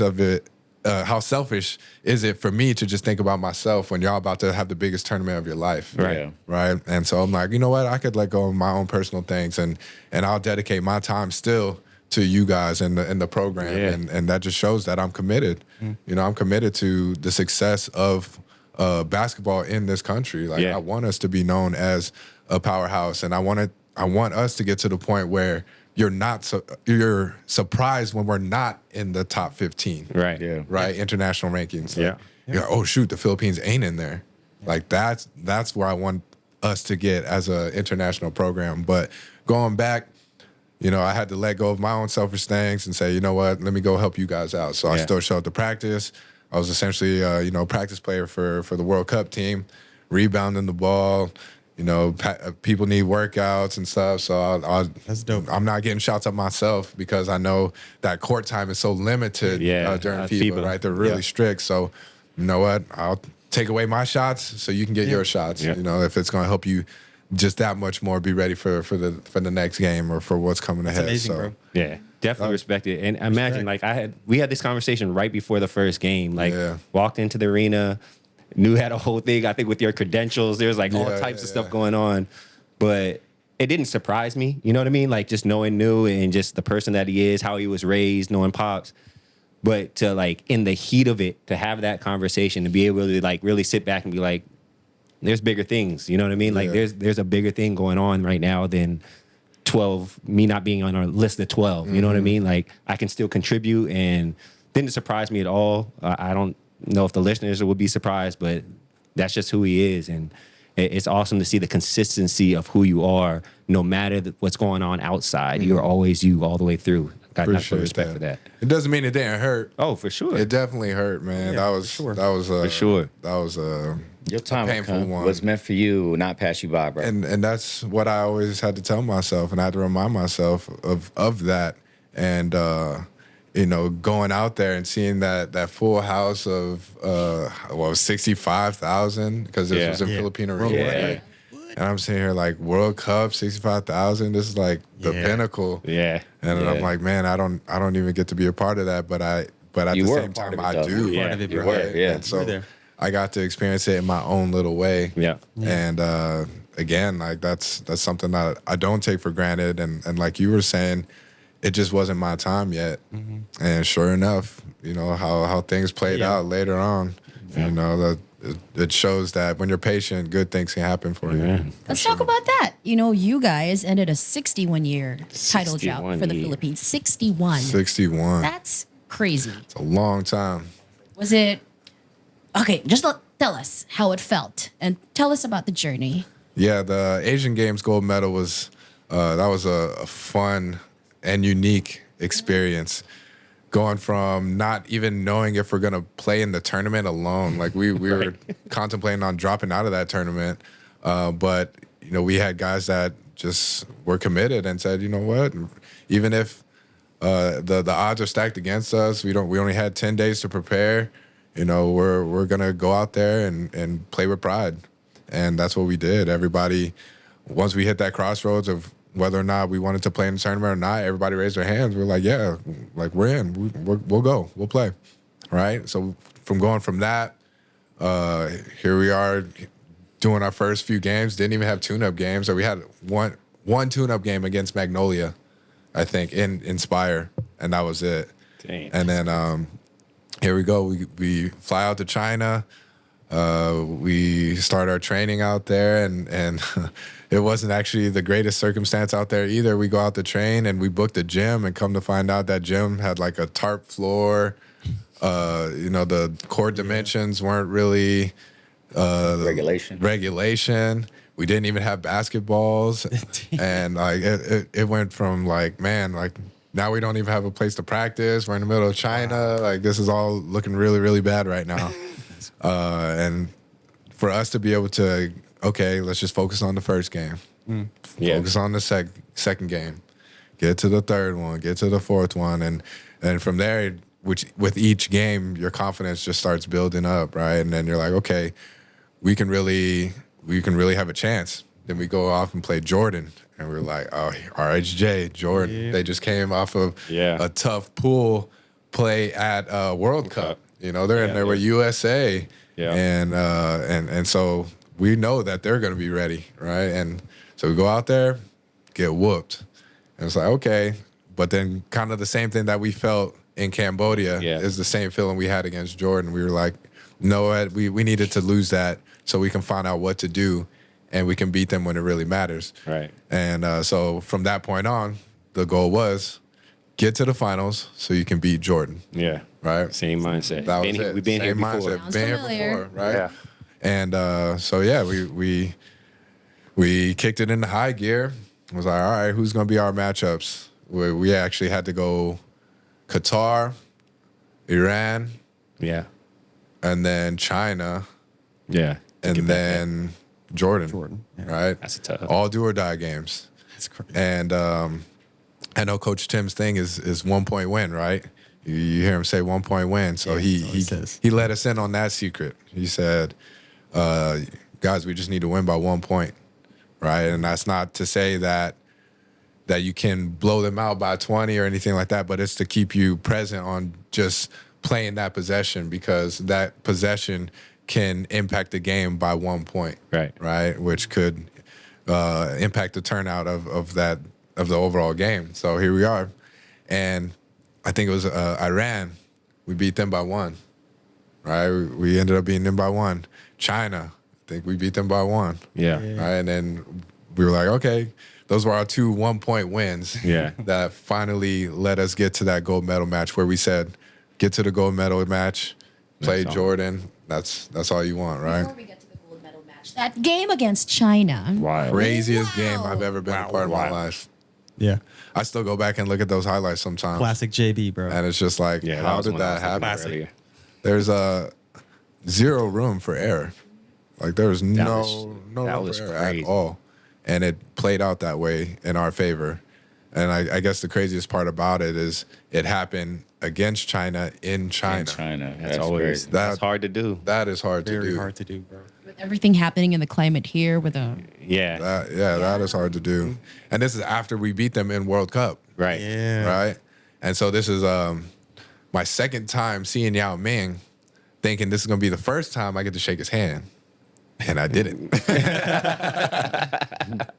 I did it. price to pay. Because he was a bit upset, but Yeah. that's all right. That's all We right. can imagine. He was hot. He was fine. big, Had man. to talk about the China game even just for a little bit. Yeah, Okay, bro. let's move on to the gold medal match. Yeah, so gold medal match, we were ready for sure because we knew what they were capable of based off of the last game. And we knew that this isn't a series where they get to counter back. So all we had to focus on is just win this one game. Yep.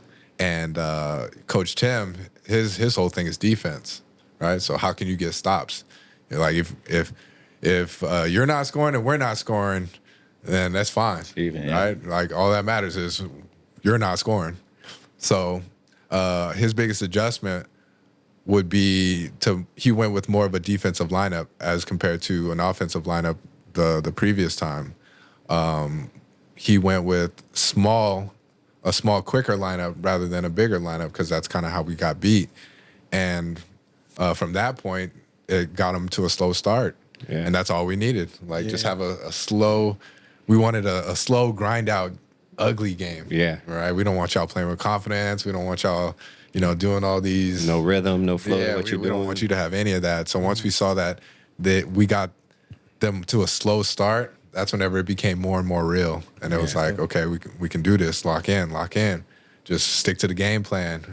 Contain Rondé. Yeah. He put you on Rondé, right? He put me on Rondé for Yeah. sure. And credit to you, and I'm not saying this to toot my horn at all, even though JD will say this. But I had text Coach. I was talking to Coach Tim, Yeah. and he said when he was talking to you about how to guard Rondé, he said he felt like he was talking to me, and that's credit to you because he held me to a very high standard defensively when yeah. I was on his team. So for him to say that he felt like he was talking to me when he was talking to you about defensive stuff, that's like a big compliment to say, hey, this is our guy who's going to guard the best player, and he's capable of taking whatever tendencies away from you. Yeah, So yeah. he texted me that. So credit to you, man. That was man. You see that text game-changing. message? I'll show it. He needs receipts. You don't got time to see right No, now. I'll show it. He actually had called me at show it. halftime. Did he pin and it? said- Did you pin it? Did you see what I did? I told you. Nah, I mean, Sound like LeBron right now. if you Screenshot on X. No, but here we go. Oh, there. So I was He thinking has of you when we receipts. decided to turn to run out continuity. I was trying to figure out who could be my Saul when we ran post opposite. Then defensively, when we were coaching new on how to guard RHJ, I said to myself that Oh, he it said felt to like I himself. was talking to you. Miss you, man. Here, go ahead and read it. He said he thought he was talking to you, Yeah. but he didn't tell New that he. Yeah. What? I got you. Yeah. That's it. but it's relayed. I get It it. felt like he was I talking. get Yeah, it. it's I okay. get it. Okay, if you think I'm gonna sit here and make up a story, see, that's why I put that filter out there first to say he's gonna say that I'm doing this to my home, but I was gonna just wanted to flash say it. credit to you, bro. I The same appreciate coach it. that says that I appreciate Ellis is Jordan and Pippen too. I love you, Coach Cone. I'm just saying. Same coach that put me on. Yeah. Same coach put me on Alan Durham to beat y'all. But cool. Yep. Dang. Moving back. So moving Yeah. I got back. another homie this time. Dude, they be Yeah, all they let's do talk is about just that. kill me with the Yeah. Ginebra Morocco thing, dog. All the time. They do, All the dog. time. We'll get there for sure. get there. We'll get there for sure. Yeah, or you could just do what he did, come to Ginebra and win. Yeah, it's fine. I am. Hey, yo. We'll see. We'll see what happens. We'll see what happens. Okay, go ahead, GD. Bro, I know we can talk so much about Yeah, this, sure, man. life, just everything that you've been doing up to this point, bro. But man, I want to take a different angle real quick before we really wrap this up. We talked about content creation, what you've been doing with your personal brand of just the type of educational, informational, basketball Educational content that you make, man. Bars. Is there where do you want to take that? Like, what's your goal on, and why you've been making all this content up to this point? So why I do this is kind of a full circle thing, like we talked about at the beginning of the podcast. When I was that kid and I was looking for what the PBA was like, you know, what the opportunities was like, or just trying to find out what, just any little image that I can plant in my head for me to dream of what, you know, it could be like to be that PBA star and to be that person. And like I shared with you guys before, I would look on YouTube and there was nothing there, right? I'll try to look online and there's nothing there. And so that's whenever I started to have this whole initiative that there is another kid out there like me. There is a kid that's wondering what it's like to be in a PBA locker room just so he can see that glimpse of what his dream could be like, you know, just seeing it, right? Because you can dream it in your head, but then it's another whenever you're like, wow, this is the inside of the locker room and this is what it looks like. I can visualize myself in this locker with my own jersey with these guys around me in Araneta specifically, right? Because I've seen it on YouTube via Chris's vlog or something like that, right? Or I know what it's like to go on a trip with Gilas and to go to their training camp because someday I want to be in that training camp. Right. But now I visually know what it's like or have an idea of what it's like. And now I just got to do the work to get there, right? So now it just opens up the possibilities for all these kids out there that are just dreaming to be that basketball player. And I just hope that if you stroll or you come across my page, that you just take one little thing, you know, something, just something that may help you to push you into the direction that you want to go as a person or as a professional. And maybe it's something that may help you off the court, you know, like some lessons that you may learn on the court that you can learn or that you can take with you off the court once your basketball career is done. I mean, we all have those, right? Like basketball has taught us so much, but then it's like at some point that next generation's coming quick. Right? I got guys coming in calling me Kuya now, and I'm like, not yet. Bro, how many stories Ahorita have you had? Not yet. How many stories have you had, New, where when we were still teammates and I'd be telling you, hey, bro, just you wait. Yep. You're going to be the Kuya Yep. really quick, bro. It's going to happen just like that, dog. We are there right now. You're there, bro. And so, yeah, like I said, it's a full circle thing for me is that I want to inspire just that one person out there. Or, you know, there's that one kid that don't got access to professional coaches or, you know, these skills coaches and all these things. So, or I don't even have the time to go out to the province all the time and run a kids camp either. Right. Yeah. Because like I have to focus on myself. I got to do these things. So the way I bridge that gap is let me show you a few things that I'm doing in my own personal workouts. These are things that I'm working on. You could work on it too. If I'm working on it, go ahead. You might as well work on it too. Yeah. These are things that I've learned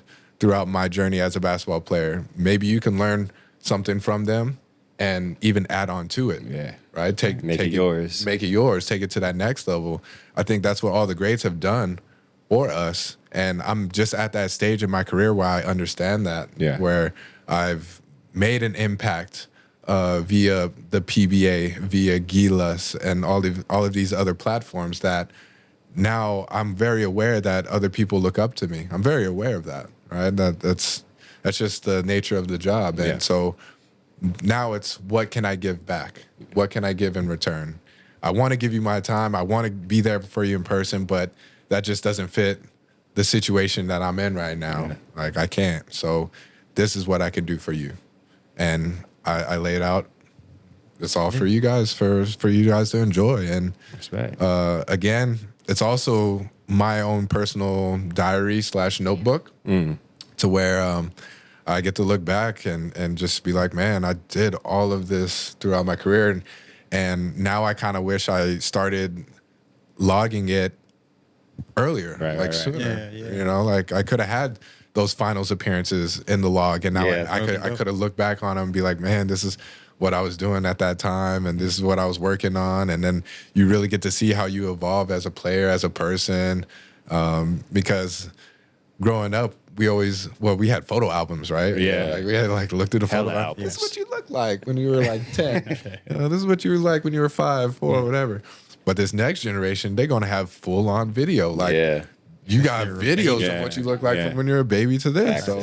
So we got to be able to adapt. And you know, we're still passing down knowledge, but it just has to be in other ways. And that's where the creativity comes in, right? And that's where I take my content creation.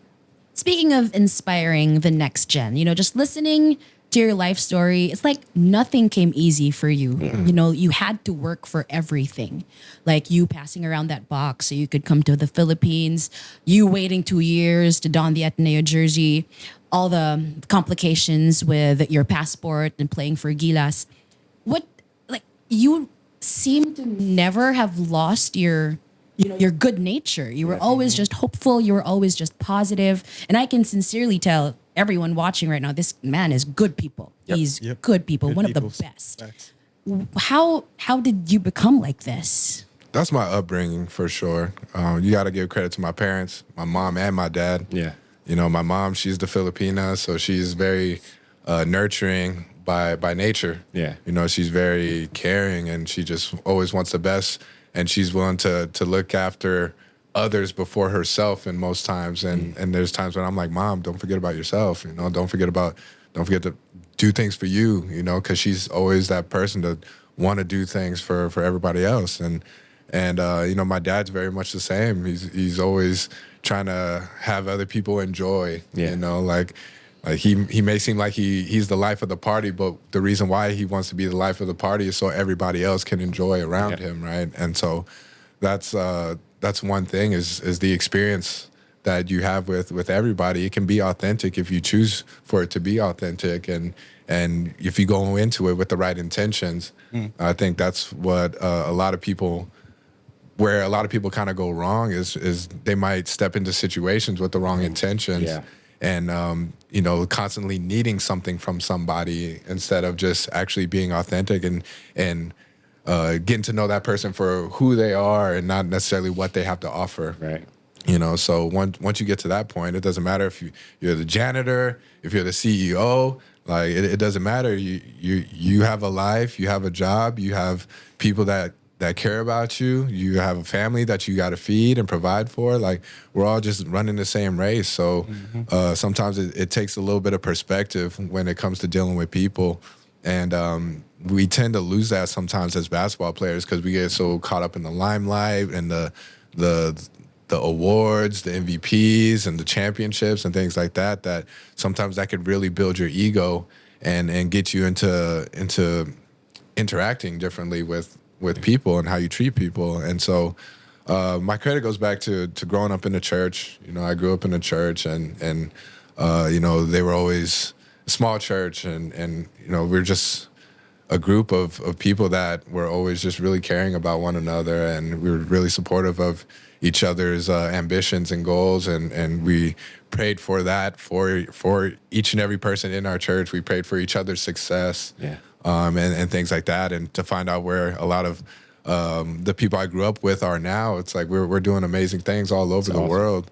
And so that's one thing that I carry with me with honors is the people that I represent, and that's why I you know, that my character is the way it is, because I am a reflection and a representative of all of those people to you guys, right? So to the world, I'm Chris Newsome by way of Rio Rancho, New Mexico, And shout out to all you people that helped me get to where I am today and right now. I wouldn't be here without any of you guys. So again, you never know who's supporting you, and always have those people in your circle and keep them tight, and just know that life is short. You know, life is short. Anything can happen at any moment. And just cherish the times that you have now. And That's dope, man. Well To piggyback off what JD said, man, that we could sit here and talk to you. You seem like you've been in front of this camera before, like you know what you're doing here. But you know what you're doing, bro. Might need them around here more often. Might need Busy? before we come to an end, man, before we get to the Let It Fly segment that we always do, what we often do is give flowers, so to speak, to our guests. But I want to change something up because we do have an opportunity right now, and I wish I had this opportunity to be able to we had this with Harv and Jay. It was the first time ever. Me and him gave our flowers to Harv and Jay, and they started giving flowers to each other. It was beautiful. It was dope. And so we have an opportunity to bring your pops on, who's here. And I would love an opportunity for you to give your flowers to your pops and vice versa, man. And I think it'll be a beautiful moment. That's So dope. pops, Come if you can join us, What's up, Pops? it'd be Slide on really out. cool, It's man. dope. Oh, you good? You good? This is dope. Come right here, Pops. Welcome, big dog. Oh, what's up, my man? You can just use this. Yeah, man. So Mike's behind you. Yep. So There you go. Welcome to the podcast. The stage is yours, bro. Like, you know, this is an opportunity before you give your flowers to your pops and vice versa, man. I just want to thank you for coming on to the show with us. Yeah. Man, like everyone said, your character shines through no matter where you at, in the podcast room, in the court, off the court, around kids. When you're doing your vlogging and stuff, it shines through, man. And that's a testament to your upbringing, like you said. It's an honor to have competed against you, been around you, bust your ass on FIFA a few times, you know, at the house. We had our chess matches. We, playing chess together, man. sure. Just seeing you, the growth of you is what I'm most proud about, bro. And to see where you're at, man, keep going. You're making a true impact on Philippine basketball and the Philippine community, bro. Love I you. appreciate that. Love you too, brother. Appreciate that. So, giving flowers. Yeah, man. Like, there's been a lot that has happened throughout my journey, throughout my life. Of course, I got to give my flowers to all of you guys that are here. We've had our own separate interactions and in our own ways, and you know, I definitely feel like your little brother that you kind of. You took me in whenever I first got here, and so a lot of the way I think, the way I act, and a lot of that wouldn't be possible without you guys laying the groundwork. So shout out to you guys, you old heads over here, you know, doing your thing. And then, of course, I got to give a shout out to the biggest old head over here, my dad. You know, I appreciate you for everything that you've done for me up until this point, all your hard work, all the dedication that you have for our family. It doesn't go unnoticed. I really appreciate that from the bottom of my heart. You know, it's done a lot for us, and we wouldn't be here where we are today if it wasn't for you and the sacrifices that you made. So shout out to you. I appreciate you, and thank you for everything that you've done for us. Oh, Yeah. My lips are quivering. go for it. Is it my turn? Pops, if you could just share a little Floor bit is about yours. New that maybe people don't know, or you know, let them know how proud you are of him, or whatever it is. Yeah, I appreciate everything that I've heard so far. It's been a long journey. It's been a good journey. I've enjoyed the ride, being with Chris, and you know, being here in the Philippines. It's been awesome. People's been really good to me, and the PBA and Ateneo, everyone has been really been good to me for my length of time that I've been out here. The journey has been long. My life in itself started from the city of Philadelphia, so that's a rough place to grow up. As far as basketball, if you can't play, you're not getting on the court. Right. So, you know, we played where you're on the side and you have to pick. I'll take this man, I'll take that one. You take, you know, to get on the teams. Yeah. Some guys, they don't play at all through the whole day. We're out there all day long waiting to get on the court. So if you don't put in that time and then make that effort to be good as a player, you're not going to play. Yeah. So, we learned to play ball that way. We played, hardcore ball, back in the days. I'm talking about in the 70s and the late 60s. Around. All right. Got the chain next. First time I felt young this entire need to bring interview. Pops on more often. He's got the chain next. More nice and young right now. So yeah, I'm getting close to 70 years old here, but I'm trying to hold it together. But yeah, spiritually, we had a spiritual background, raised in the church, so they got a lot from that, And then I'm military, so Navy, I put that, into them as far as, getting up early in the morning, doing the chores, the discipline and stuff like that. So it was all rooted coming up through that. And, I was on that journey all the way through school for them. I would miss work just to make sure that I'm at their games, their practices, and whatever it took to make them better and, to go that route. So it was a blessing, and the way it turned out that I'm here to still see, because, we used to travel to Texas and all these other different states, Arizona, just to see them play. And then I said, well, what? I now got to go to the Philippines, all the way across the world. Add it to the list. And it's like, oh, well, why not? Thank you, Lord. I appreciate that. You know.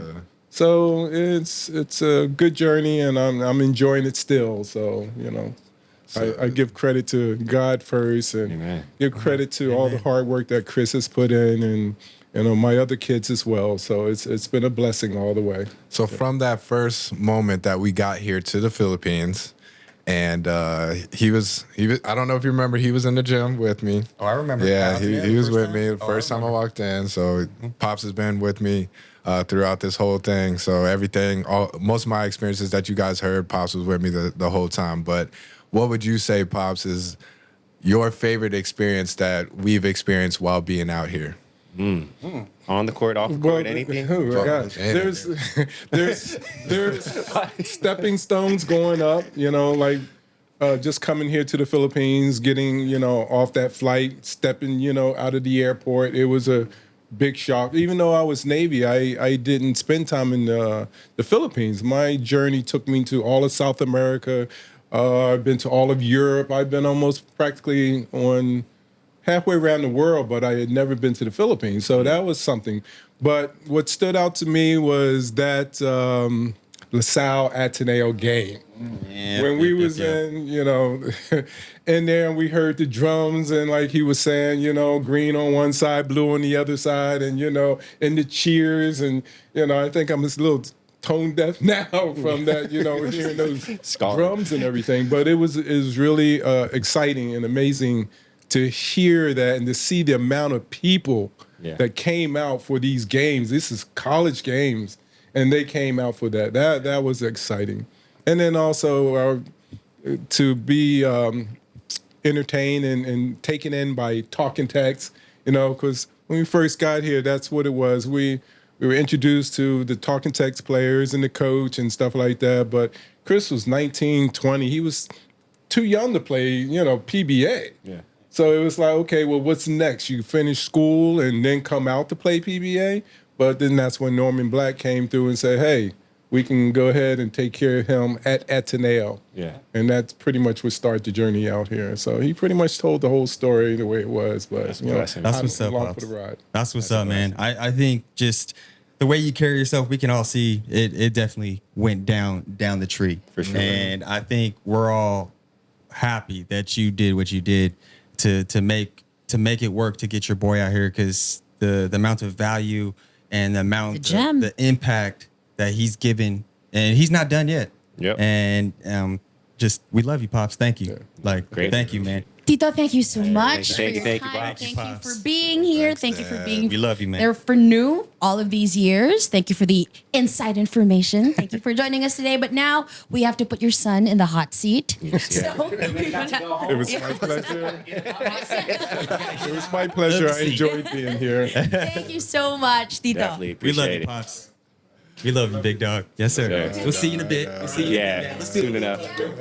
Love you. We'll catch up again in a bit, Tito. You blow you a Here kiss. we Damn, go. Before we get into all of the questions, we are going to need a safe word from you. So maybe there's a question that you don't really want to answer. You can say your safe word and we can move on. Okay. My safe word is pineapples. Pineapples.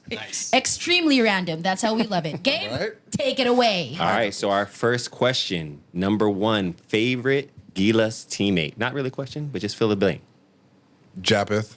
Jab. Jab, Yeah, jab. what's up, Wasn't Jab? expecting that. Everyone loves Jab, Jab, bro. jab. Japeth, Cap Jap. That's my guy. Next, toughest matchup. One-on-one, team, whatever you want. Buddy. That's what JD would say. That's Stanley Pringle. Ooh, yeah, he nasty. Stan. Stanley Pringle. Stan the man. All right, new coming over here. Dream teammate that you haven't hooped with that you wish you could have been on his team, Could have played with him. could have played. Yep. Junmar. Yeah.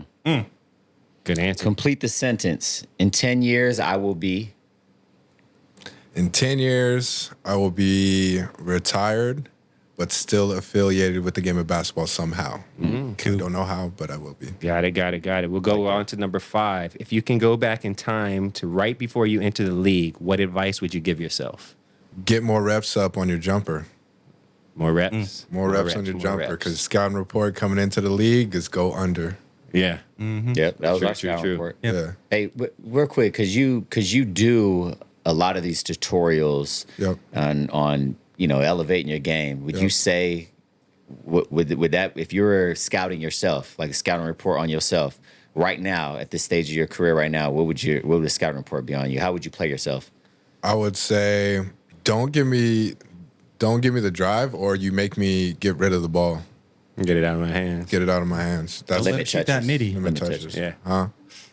Don't let me get to the mid range, because I got That's your multiple money. ways to get my shot off once I get there. Of course, I set my mid range up by going to the basket. Yeah. So you think I'm driving first, and then I'll just Step stop. back. If you don't stop me, I'll just go all the way to the basket. Then you just go under screens. I'm okay with pulling it now. Yeah. I can Shoot pull it. it under the screen. Can. It's the best way is just you trap me and make my teammates beat you. I would say. Boy, feeling good about That's it. himself right now. He's in a good place. I just know myself. I like it. Very self-aware. Self-aware indeed. Very self-aware. I was just about to Comes with the say. age. We're getting a little more difficult Yeah. now. This is the second half. I can't wait. If This is gonna you be funny. could change just one thing about the PBA, what would it be? One thing about PBA, marketing. Sorry, Be if safe. Baby. sorry if you're in the marketing department. Mom Joe, that's Newsome's fault. Better marketing. I would say marketing, not From 'cause- a league We love you, standpoint, or Joe. players? Are you saying? I would say both. Like Sure. I want to say that, not to say that they don't market it well, but we could do a much more. better job Do in more. this day and age, with the digital, with everything going digital now. Like we should be taking advantage of it. It wasn't until this year that we actually started getting like live clips in game, Right, from true, a true, different angle, right? Right. Before it's just photos, Yeah. but now True, we're true, actually true. getting the video reels going. Finally. Yeah. And so those Wish are we had all that. those are all things that you use for marketing. And then I also feel like on the player side, you should allow the players to have more access to tools and things such as access to the videos and stuff, so Yeah. we can share it on our own platforms. Yeah. So that way it can be broadcasted a exposure. lot more. That's just one thing off the top of my head. Makes sense. It should be back in the days, like the PBA players were prime time. You Yeah. see us on billboards and Everywhere, and yeah. commercials and stuff like that. Nowadays, it's like it's not. It's failing Not what in it that was. department. Yeah, And that's The smaller We'll get there. venues. that's all marketing Trying for to do sure. something. yeah. Yeah. We'll get there. There's a lot of creative ways that I felt the PBA can adjust. I don't know if it's okay to go on about it, but Yeah, let's go. one creative way that I felt is we have to approach the younger generation, because it's the younger generations that's really going to help gain the traction, right? And when you look at it, what made the dream team is because they packaged him as like a set of like stars that everyone can look up to. And now you have a whole generation of kids that are looking up to the dream team, right? And they're like, oh, I want to be like Shaq. I mean, I want to be like MJ. I want to be like Bird. I want to be like whoever, right? And because they highlighted them as like, you know, like superheroes, almost glorified them, right? And then now it's like it looks more attractive to a younger generation that we can really be that inspiration or that superhero for that kid. So going back to it, I think what the PBA can do as a suggestion is target elementary schools, target orphanages, and a lot of things that have kids, and just get them to the game and let them enjoy the game. And you know, after the game, maybe a certain group gets to go to the dugout, go in the locker room, to the dugout, take experiences and little experiences like that you can only get if you show up to the venue. Yeah. You know, so that's my take. It's a good idea. That's great, man. Going back, switching it up a little bit here. Who's the most overrated in the league? Past or present? Past or Past or present? present? Sure. No pineapples, please. No pineapples. Oh my gosh. Not many people with huevos on this question. We give this question to a lot of guests. I'm just saying they use a safe word on this one. If you want to be like everyone else, Who's the only one? L.A. LA. LA was the only one. Took him LA 4 answered. hours to Yeah, answer. it did take though. him 4 hours to 10 answer. minutes to say it. We had crickets in here. Overrated in the league. We can come back. We can come back. We can come back to it. That's a good one though. We have 3 more questions. unless you got it right now. Say it. Pass New. the ball, shot. Say it. Pops is over there. Look, Pops over here just saying. Pops like, let me just say. Pops is like, I'll answer this one. You just need one. We'll swing that one back around. All right. Fair enough. Let it marinate. Number 8. One word to describe your game. Versatile. I like that. I like that. It's a good one. Last This one first. question. This one first. In a game of 2-on-2, so it's you, Gabe, Saul, and JD. Who would you pick as your teammate? And why? Got real awkward here. We're all looking at matchups like for real, trying to think. If it was me and Saul against New and JD, if it was me and JD versus That would be fun. Maybe we should do it in a future That episode. would be fun. Yeah, I need some painkillers. If he or picks the something right to do that, teammate, it's bro. easy work. I don't know that. No, Pickleball champ. I'm gonna have to go with Gabe. Oh. Okay. I'm gonna have to go Make with you Gabe. feel good? Y'all want to know why? Yeah. Yeah. I don't know why. Yes. you get all the you get them. Nah. Look at Tito. First off, Gabe don't got to jump for rebounds. 'Cause y'all shooting bricks. You know you can't do a pull-up. Can't do a pull up. Do a pull-up. Pull ups are our weakness.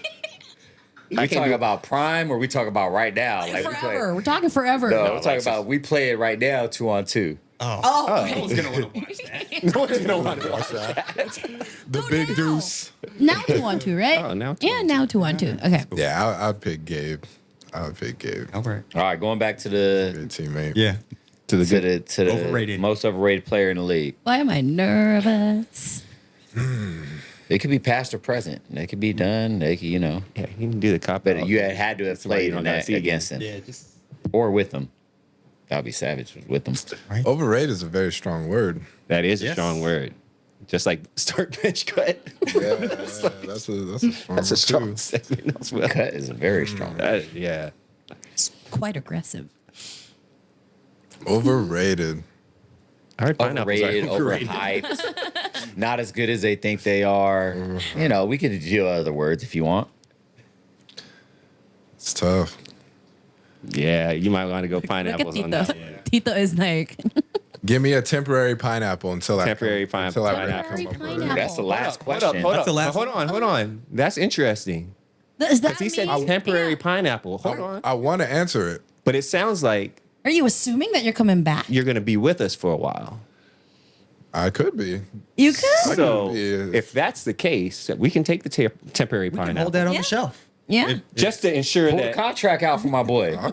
We got it right Sign here. him. Pull the contract out for my Pull boy. that contract out. You gotta keep him coming back for more, right? Right. New. That's a suspense. Would you He want took your to be class. part of the Let He It took your Fly class.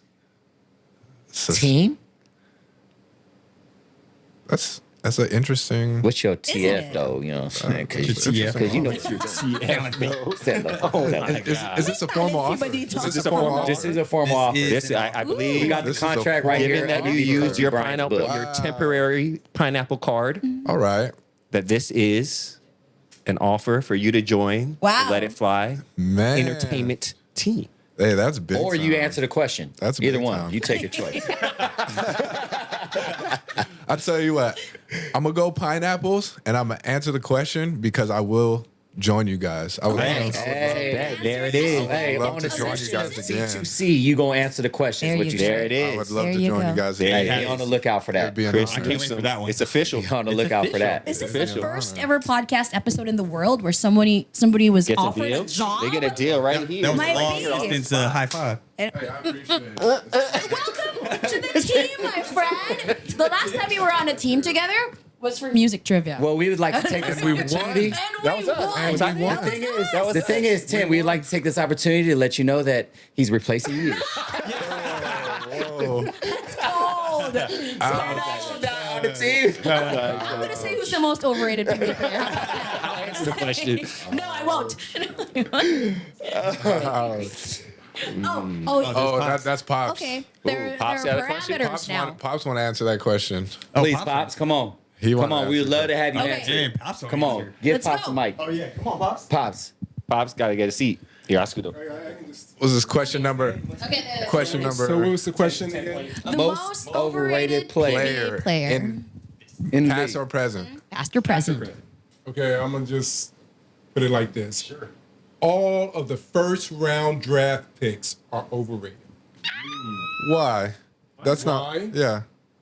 because they put too much on them. They have the pressure on them.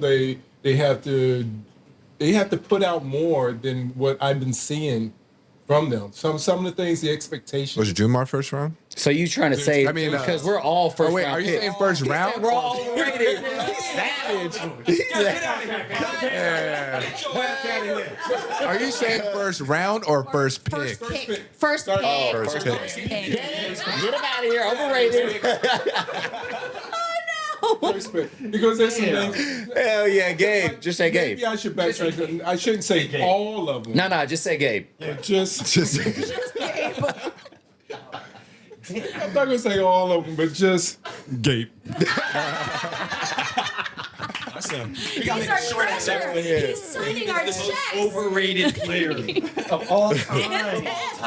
That's a. Shows violence. I'll tell you what though, that's a great question. That is a great question. Never done. I love that That's question. Looking forward to it in the next C2C. We are looking forward to your answer. But what an I'll have that episode ready. this was. First of all, it ran for 6 hours.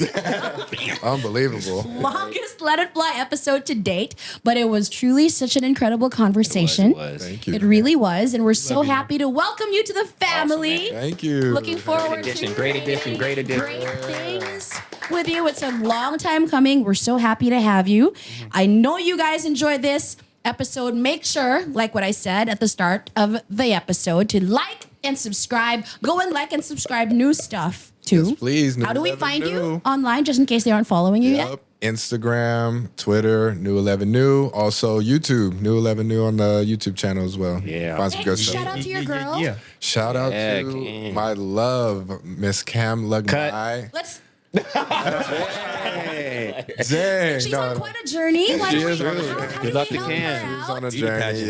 Yep. She is the newly crowned Miss Quezon City. Hey. So yeah, shout out to her. She, I love her, by the way. she is my hashtag QT from QC. Get it Yep. in. So yeah, she's doing big things. She's gonna be in the Miss Universe Philippines competition on May 22nd. So Dope. exciting time dope. for her, and I'm gonna be Go there support. supporting. For sure. Yes, let's go Cam. Love it, bro. There you go. That about does it for this episode. Again, like and subscribe. This has been the Let It Fly podcast, brought to you by our friends from Smart. Bye. Peace out. Peace out.